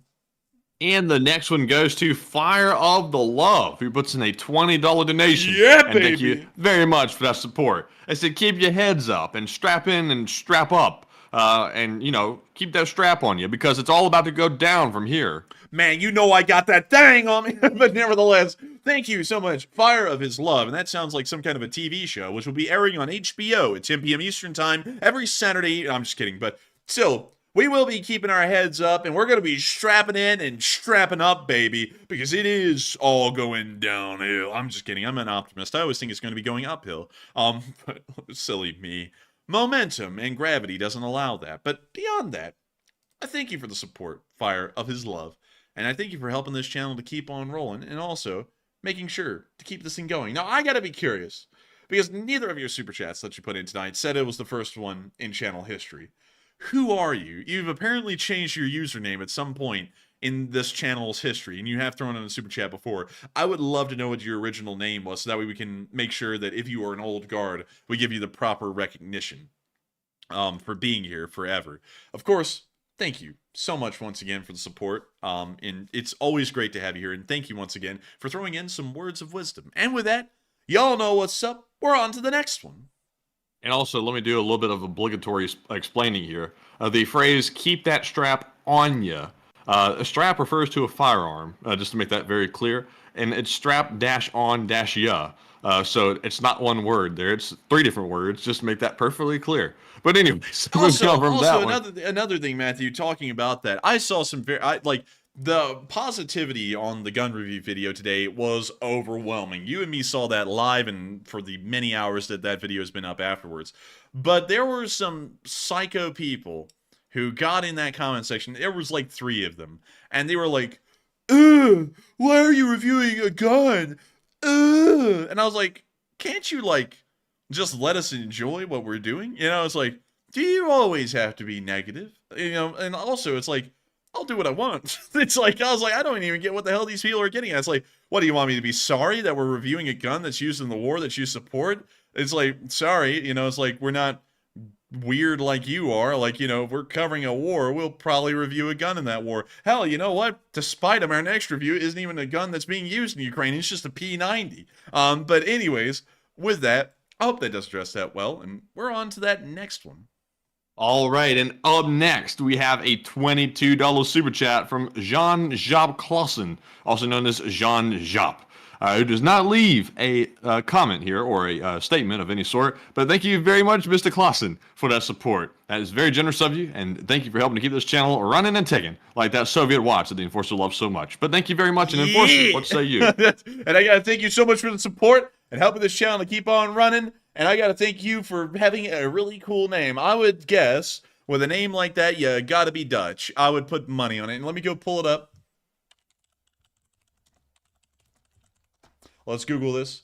Yeah, baby! Clausen is a Dutch surname. So I was absolutely on the money with that one. You are Dutch. And I gotta thank you so much, Jan-Jaap Clausen. I'm assuming that that's how that would be pronounced, for supporting this channel and helping us keep it running. And not only that, being a Dutch viewer. Like, we gotta love them Dutch, because here in America, the Dutch have like a mythical reputation about them, funnily enough. We know them for windmills, Gouda cheese, and also the canals. That's a big thing to us here in America about the Dutch. That cheese is Gouda. That'd be busting! But nevertheless, thank you so much for being one of our Dutch viewers. It's really cool to know that you're here with us tonight and also watching so early in the morning. I mean, if I'm going off of my watch here, you are 7 hours ahead of us in time zone, I would assume. You're probably on Geneva, Switzerland time. So going off of that, that means that it is about 5 or 6 in the morning for you right now. And so I would credit you for being here this early, and thank you once again for the support and helping this channel to keep on running, because if it wasn't for folks like you, we wouldn't be able to make this possible, and I wouldn't be able to think about the Netherlands for a little bit in the middle of the show. And you know, regardless whether it's a Ukraine war show or not, I gotta tell y'all, one of the biggest things I love to do is just talk about the world at large.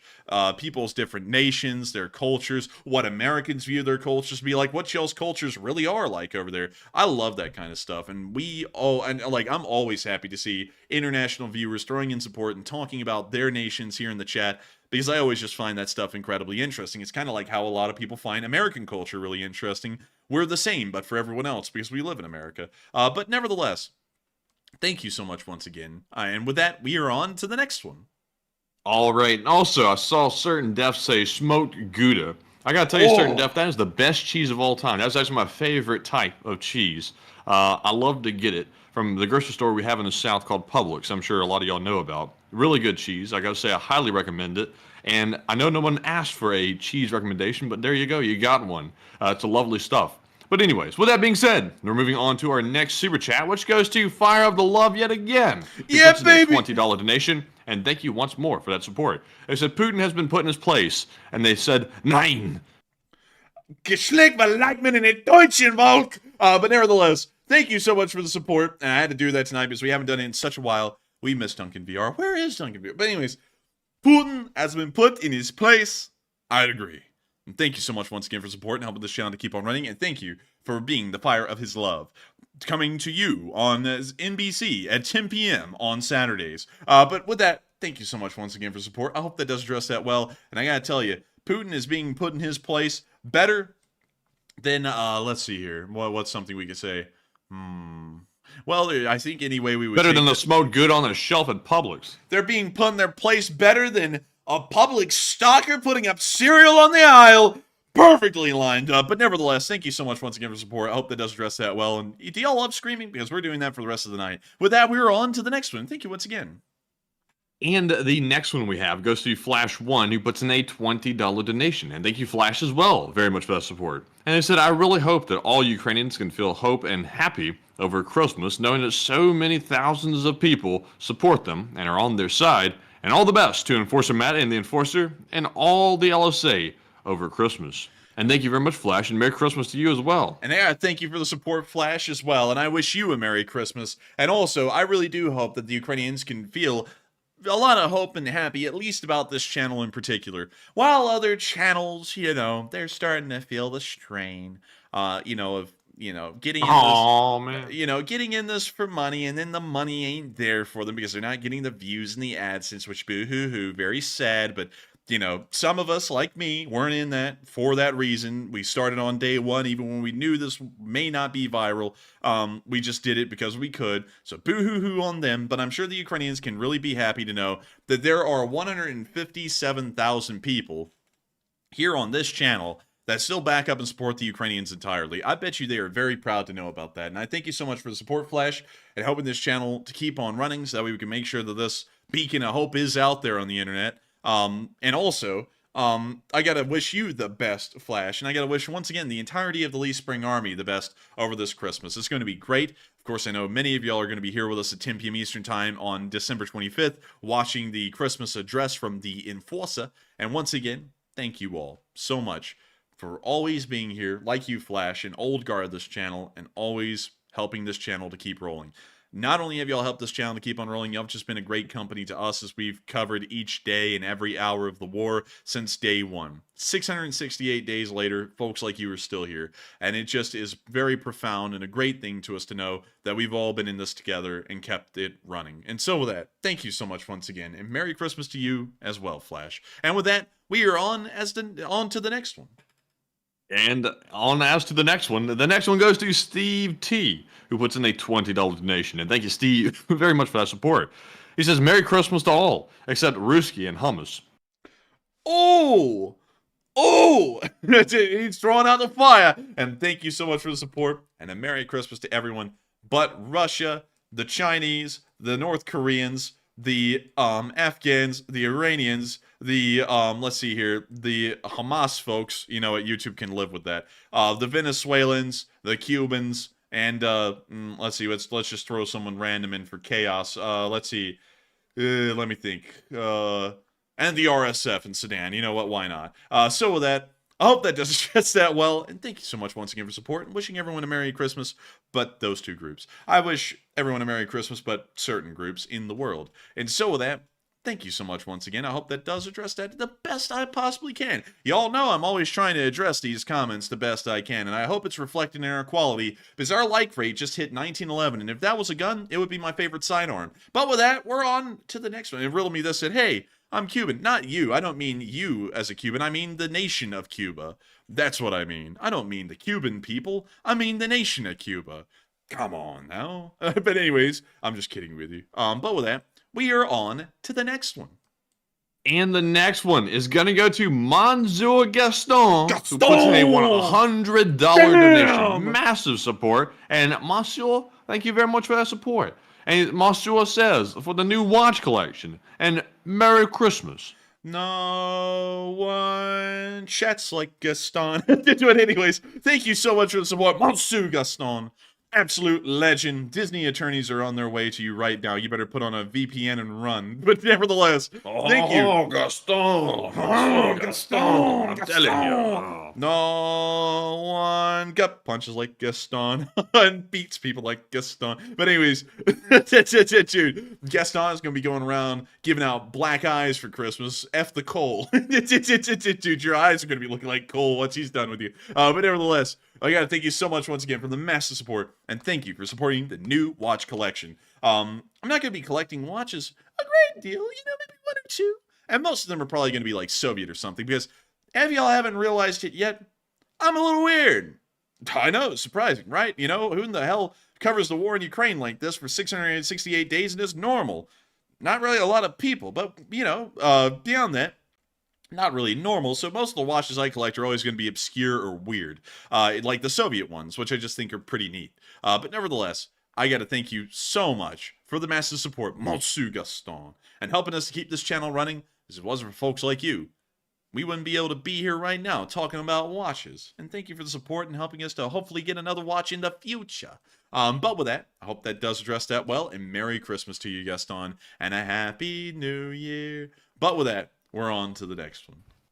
All right, and guess what? Up next, we've got a 50-pound super chat, a very heavy one. We might have to have a U-Haul for this one because it's so heavy. 50 pounds. Not sure if we can pick it up. Butchie777, thank you very much for that support. And they said, for the fine, succulent Christmas bonbon fun, succulent. And I hope you guys and the Corgis have a great Christmas. And thank you for the hard work in keeping this channel running. And please take a live chat question. And Shoigu! Jaga Jaga Igor!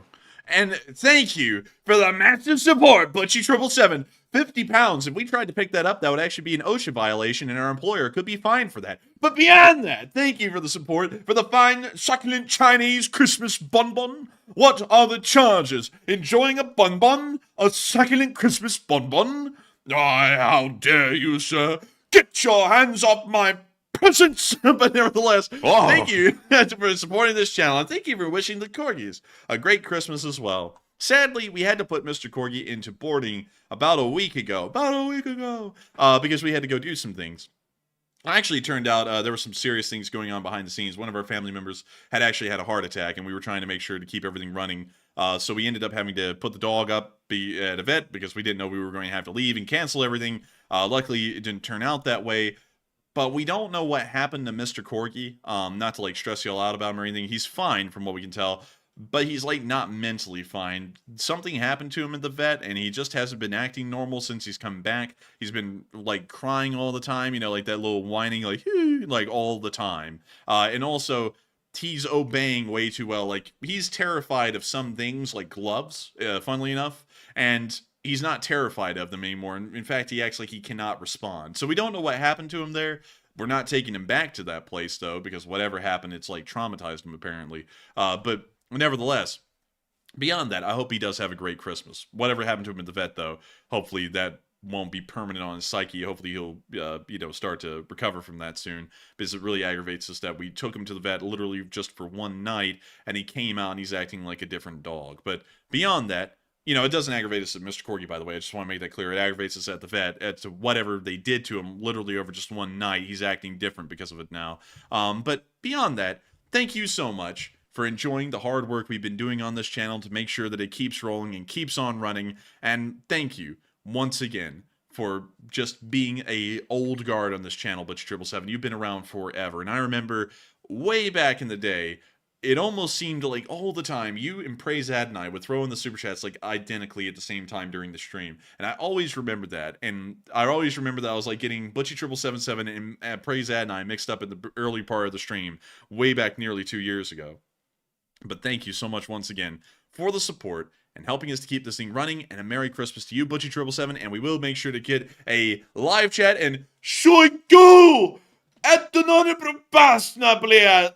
Putin! Это не аэрофлот, блядь! But nevertheless, and also, what is the live chat, Matthew?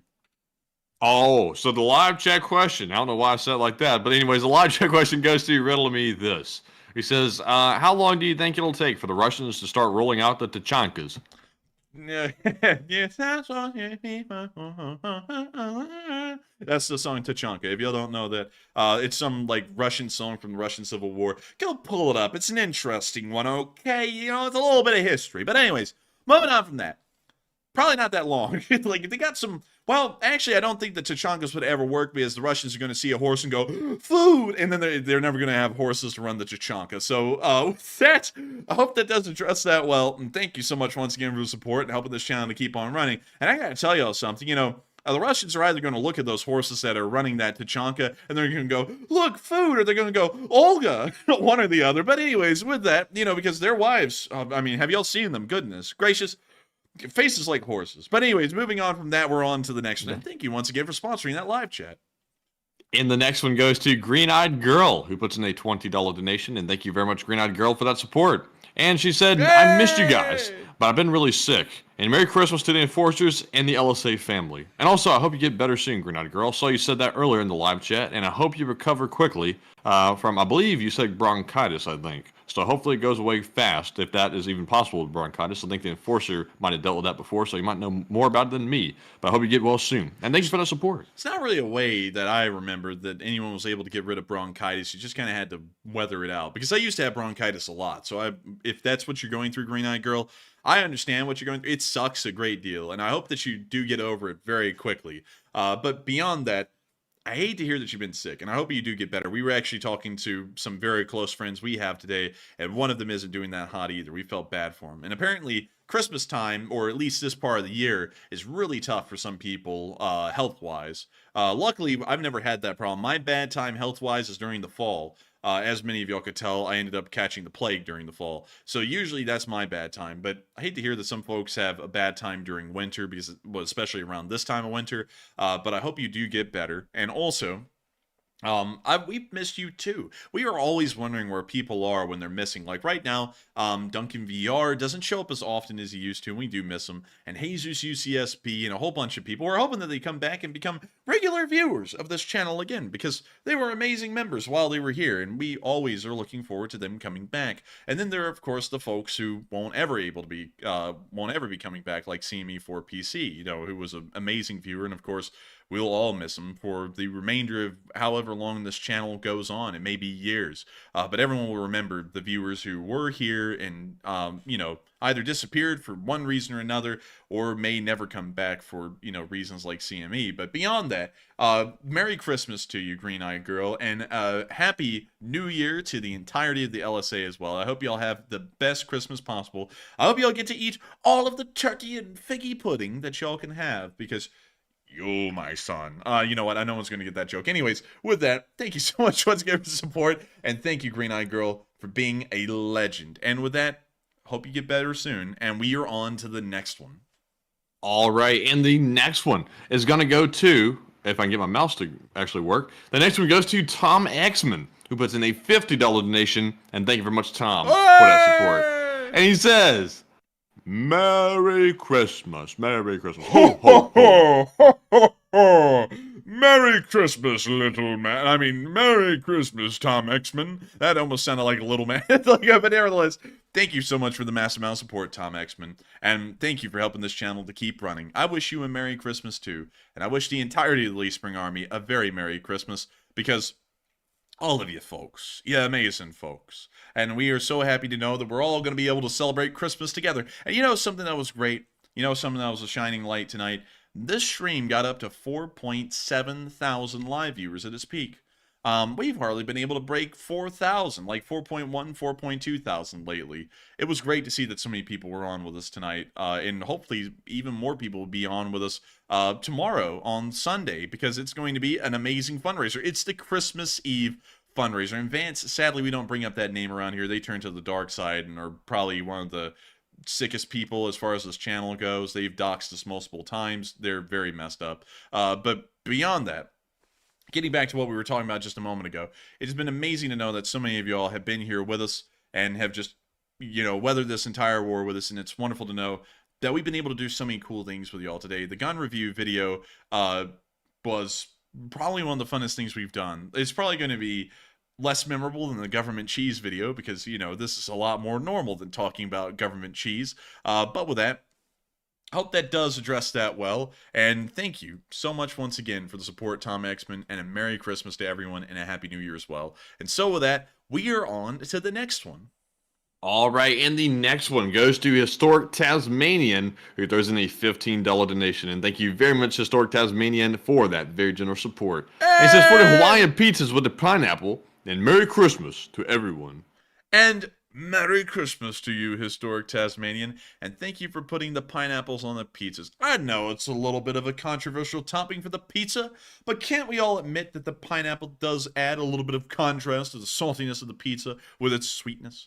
I think we can. I mean, it doesn't have to be bad. I mean, I wouldn't eat a pineapple pizza. That wouldn't be like my first choice. I would eat one if it's there, but it wouldn't be like something I go, yeah, I gotta have that. But beyond that, it's not bad. It's got its own little thing going for it. And also, thank you so much once again for support, Historic Tasmanian, always being here with this channel and always helping us to keep this thing running, because you have been one of the oldest names in this channel. BC Skyman and a lot of other people as well. People who we don't really see a lot on the chat nowadays, like the biggest arm in Westland, Oregon. I know none of y'all have ever heard that name before, but if you are somehow still watching, whether the stream is live now or it's a video later, I remember everyone from the very early days of this channel that used to be in the live chat, because so many of y'all were here that aren't here. Like, let's see, trying to think, there was Zeta Lane, there was, let's see, the Speed Break.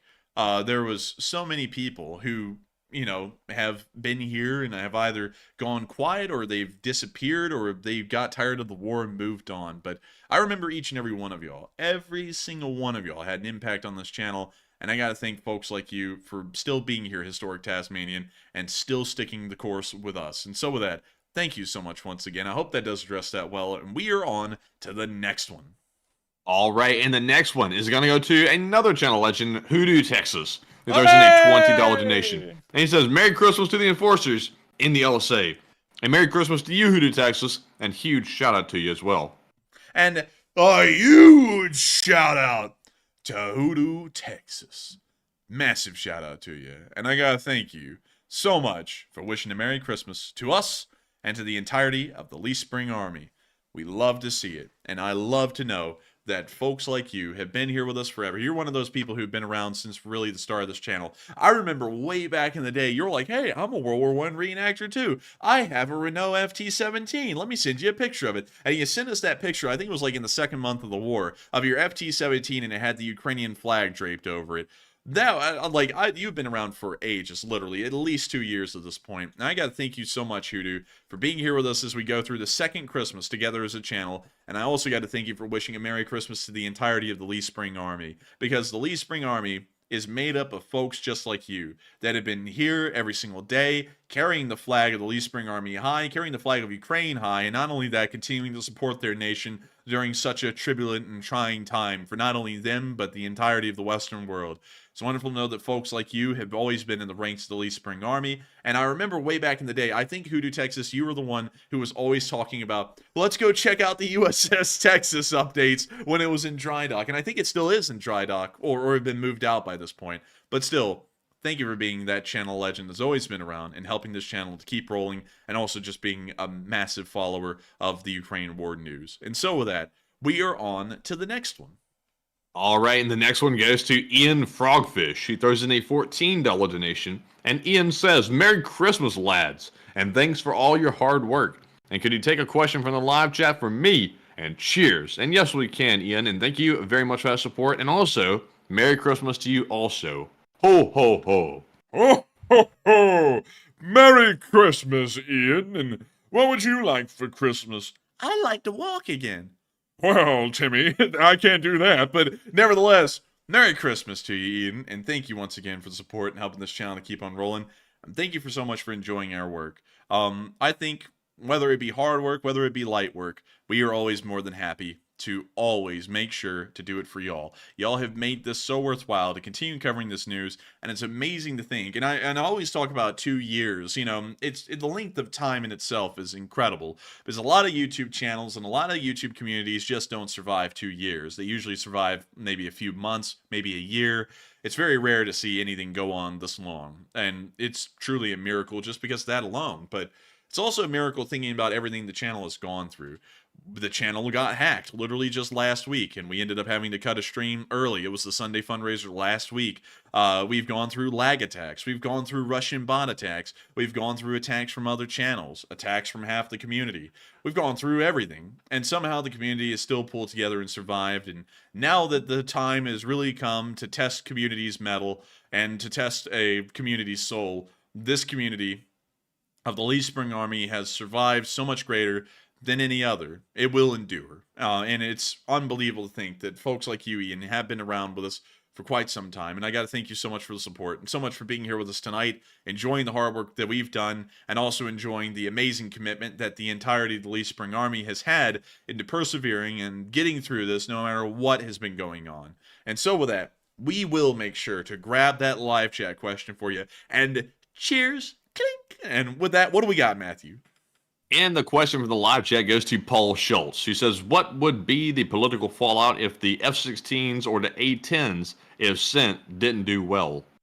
I don't think there will be a lot of political fallout. I mean, what in the world would the political fallout be? Our tech sucks? Like, I don't think anyone will want to admit that. Like, and also, if they did, lame. I mean, you know, I would be honest with you.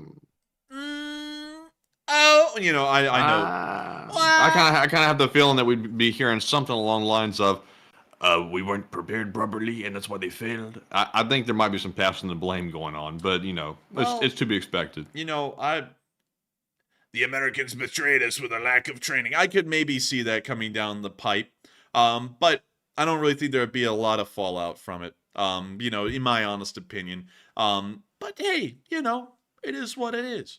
You know, we could always try and see, you know, we could always try and see what it would turn into. But honestly, I couldn't really foresee any kind of real serious political or diplomatic fallout from the loss of F-16s at all. At least to me right now. But that could change as time goes by.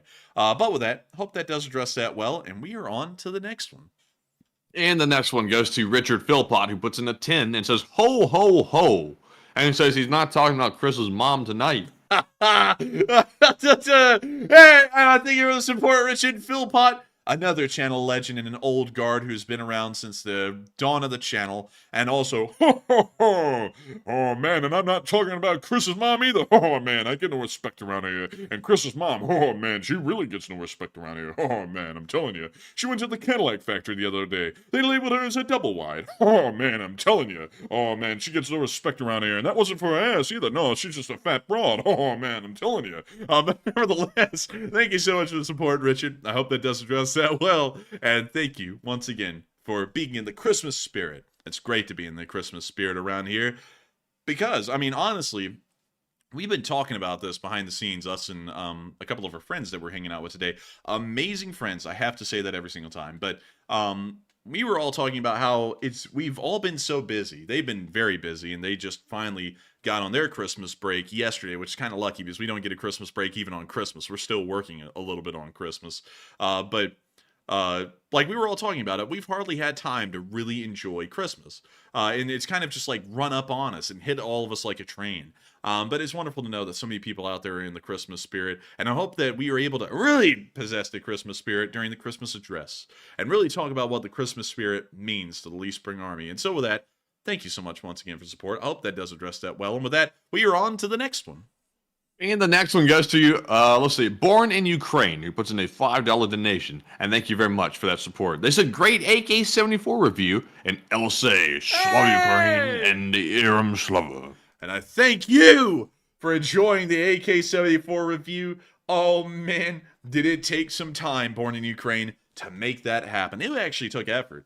And, you know, like, I say that because it takes a lot of effort to make these streams possible, but it takes so much more effort to do something new. We've done this so much, I kind of have this down to a well-oiled machine, and if we are in a serious emergency, I can get this knocked out actually pretty quickly. If I really like just get grinding to the gears and go as fast as I can, we can actually knock this out in like 2 hours of pre-stream prep, although I don't like to do that because that really burns me out, kind of like it did tonight. But beyond that, doing the gun reviews, it was a huge undertaking for us. It was brand new. We've never done anything like it before, and a lot of y'all said that the video came out amazingly. And the view duration is showing that it came out amazingly too, because a 55% view duration is showing that a lot of people really enjoyed that a great deal. So we may actually... Well, we're certainly making more gun reviews. The P90 is definitely coming out next week, probably at the same time. But I don't think we're going to premiere that one. Like, we're kind of like in the background, maybe like going to change that. We may just upload it as a normal video. But nevertheless, with that, thank you so much for enjoying the AK video. I hope that does address that well. And with that, we are on to the next one. All right, and up next, shout out to Thomas Kruger. He puts in the 5 and says, as my mother used to say to my brothers and myself, Merry Christmas, boys. And Merry Christmas to you, Thomas. And Merry Christmas to you, Thomas. And thank you so much for being one of those incredible people, Mr. Thomas Kruger, who enjoys the Christmas times. And thank you so much once again for the support. And thank you so much for wishing us a Merry Christmas. And I wish you one as well. And so with that, I hope that does address that the best I can. And with that, we are on to the next one. And the next one goes to CK Bold, who orders the regular with the 5 and says, take a live chat question. And we shall. Thank you very much, CK Bold, for that support. And the live chat goes to Craig Alex, who says, hey, Matt, and hey, Enforcer. And do you think Russia will annex Uzbekistan? No, I don't think so, because they'd have to annex Kazakhstan to make that make sense. But hey, look, it's Tashkent, the capital of Uzbekistan. Beyond that, however, I would say we're probably not going to see that, in my honest opinion. Also, Matthew, what were you laughing at? Do you say Tashkent? Tashkent, the capital. Okay, I thought you said trash can or like Tashkent the first time. I was like, huh. No, I didn't say that, you silly little goose. But let me see here. It was Tashkent, Ashgabat. There we go. Here's the town. This is a freak show, y'all, because Ashgabat was actually built on a modern budget, and like the city really doesn't exist. I'll show y'all. Oh, sorry, it's a dictatorship. They don't allow street view. I forgot. Whoops, but beyond that, I hope that does address that quite well. And with that, we're on to the next one.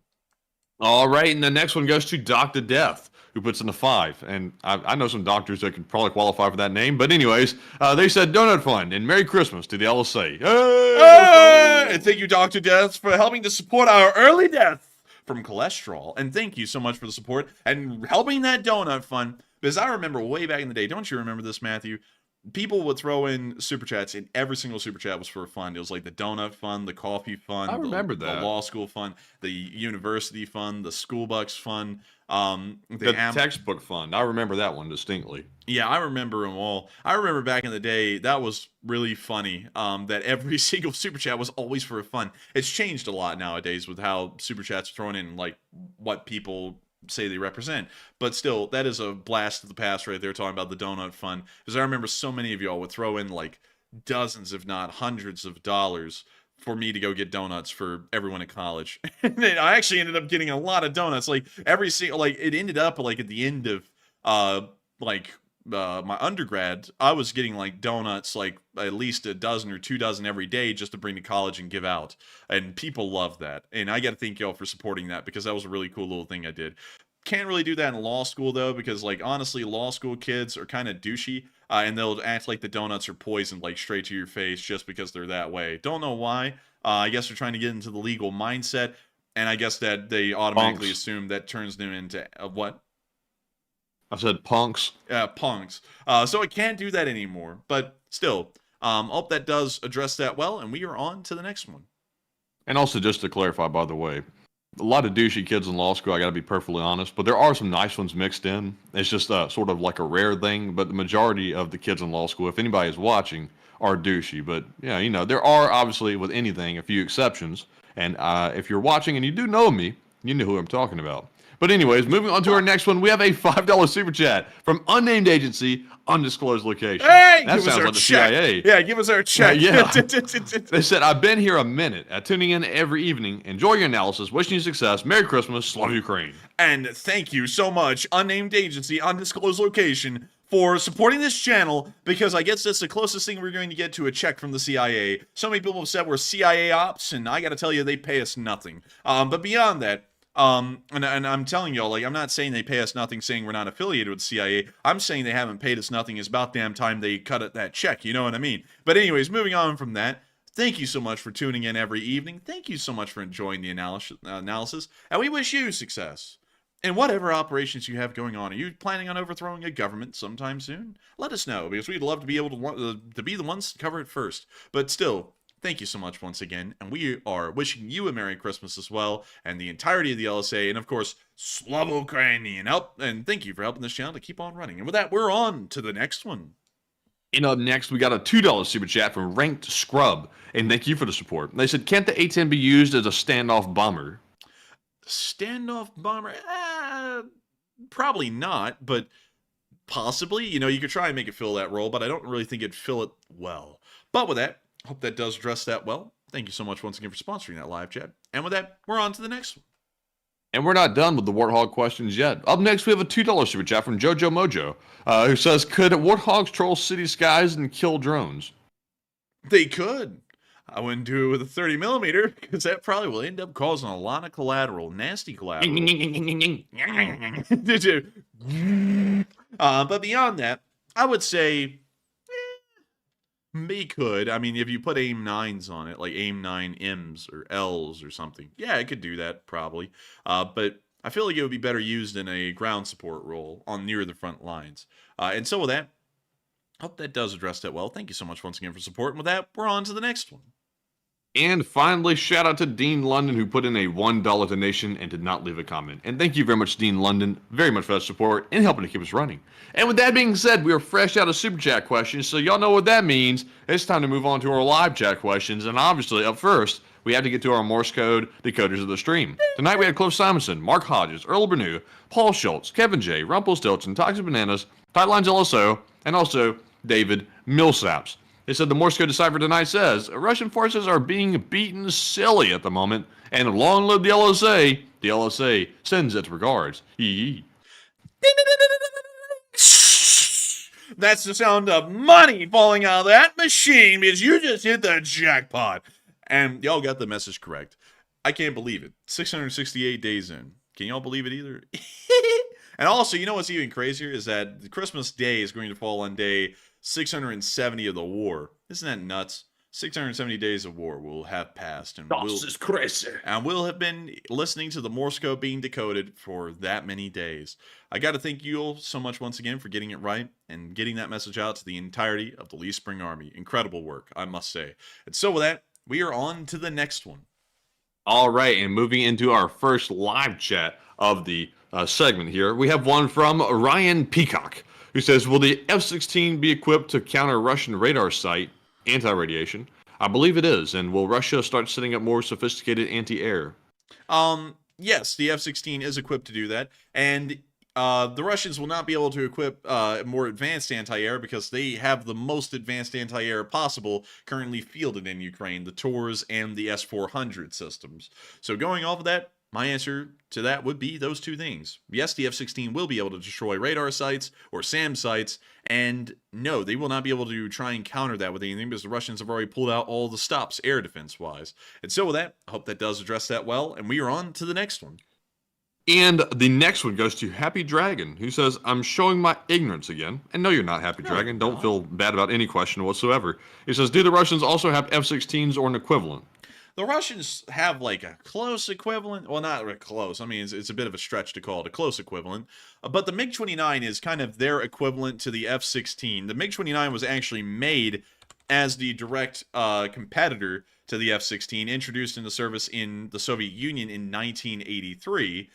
It was introduced about 8 years after the F-16. Its design process started after the F-16 was introduced into U.S. service, and this was supposed to be their competitor. The Soviet Union was not able to make as advanced components for the MiG-29 as the U.S. was able to make for the F-16. That's why the MiG-29 looks superficially large. But a lot of y'all see these two jet engines, and I see them too, and you would go, yeah, that's got to be a pretty big plane. No, actually, these engines are quite small, and if you put them together, I believe they have even less thrust than the one engine of the F-16. It's just that they weren't able to make them that strong because the Soviet Union had less industrial tolerances for jet engines, and therefore they were just naturally weaker. But beyond that, this is their kind of like equivalent.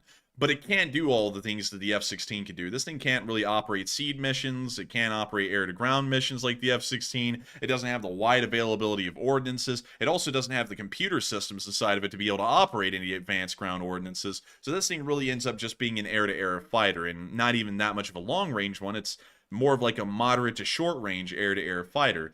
Really, the only thing I could say could like go possibly toe-to-toe with an F-16 would be an Su-27.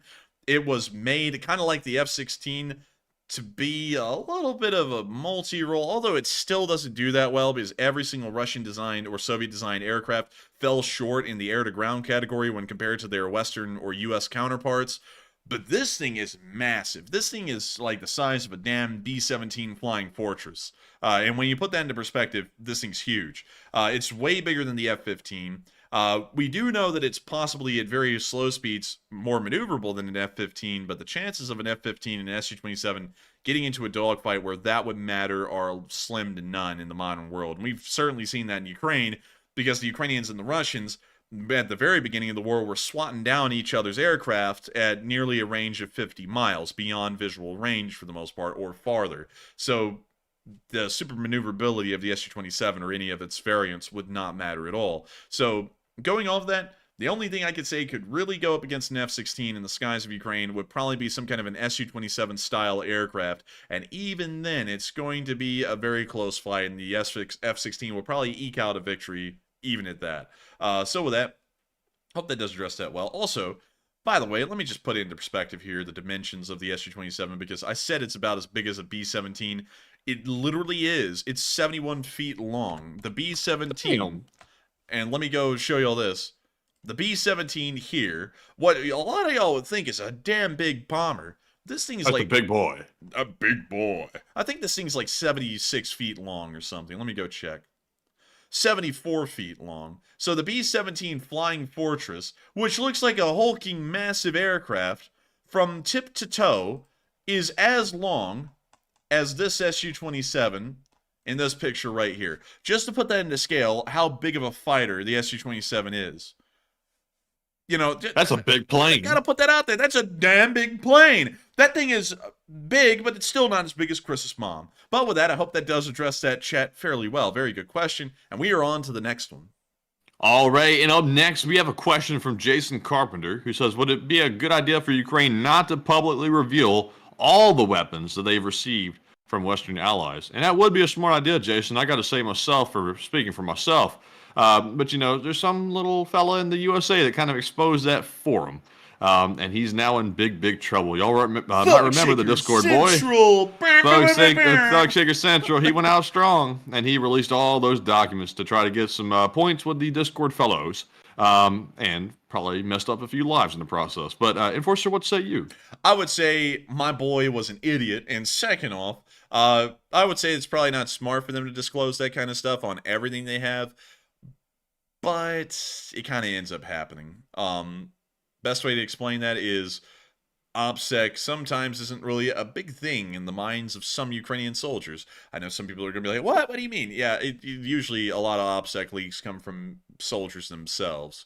Even in the U.S. military, like those two little U.S. Navy seamen who ended up going, hey, we can get 10K each from the communist government of China if we give them some classified documents. Let's go get them. And then they got them and they gave it to them. But anyways, with that, I hope that does address that well. Thank you so much once again. And we're on to the second to last question of the night. And this is actually the last question of the night because I only have one left. Well, I guess we're on to the final question of the night. And so, who is the lucky last person to throw in the lucky last question of the night? And that viewer is a W13RD guy who says Zelensky's popularity rivals Zelensky's, and is this why there's friction? Possibly. I would say that that's not out of the question. I have started to notice, I don't know if some of y'all are starting to notice this, but people in the Ukrainian government who end up getting pretty popular end up having issues with the office of the president. Like, for example, I didn't really see any reason to dismiss Oleksiy Reznikov.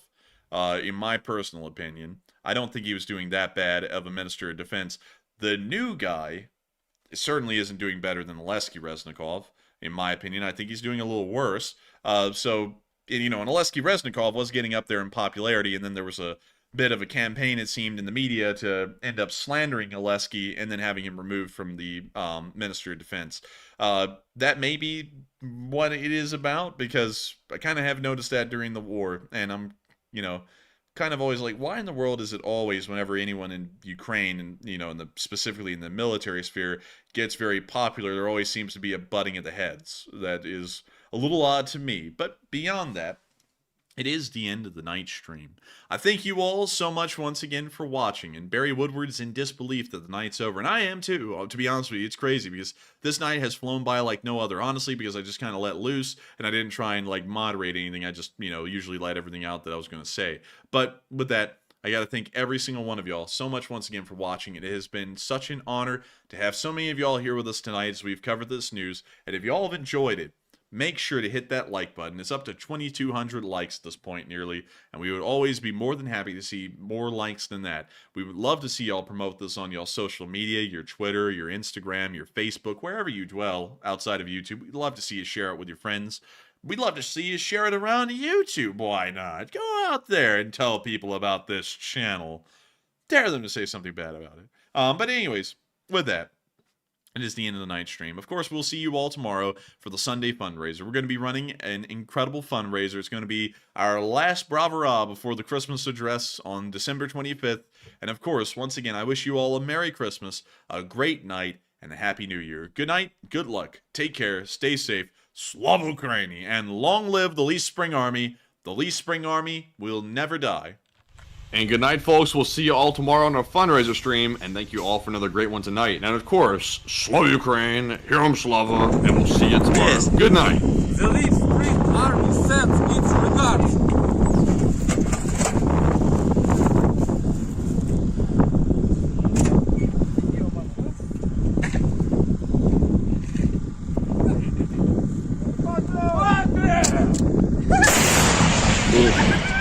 Русский военный корабль. Предлагаю сложить оружие и сдаться. Русский военный корабль, иди нахуй.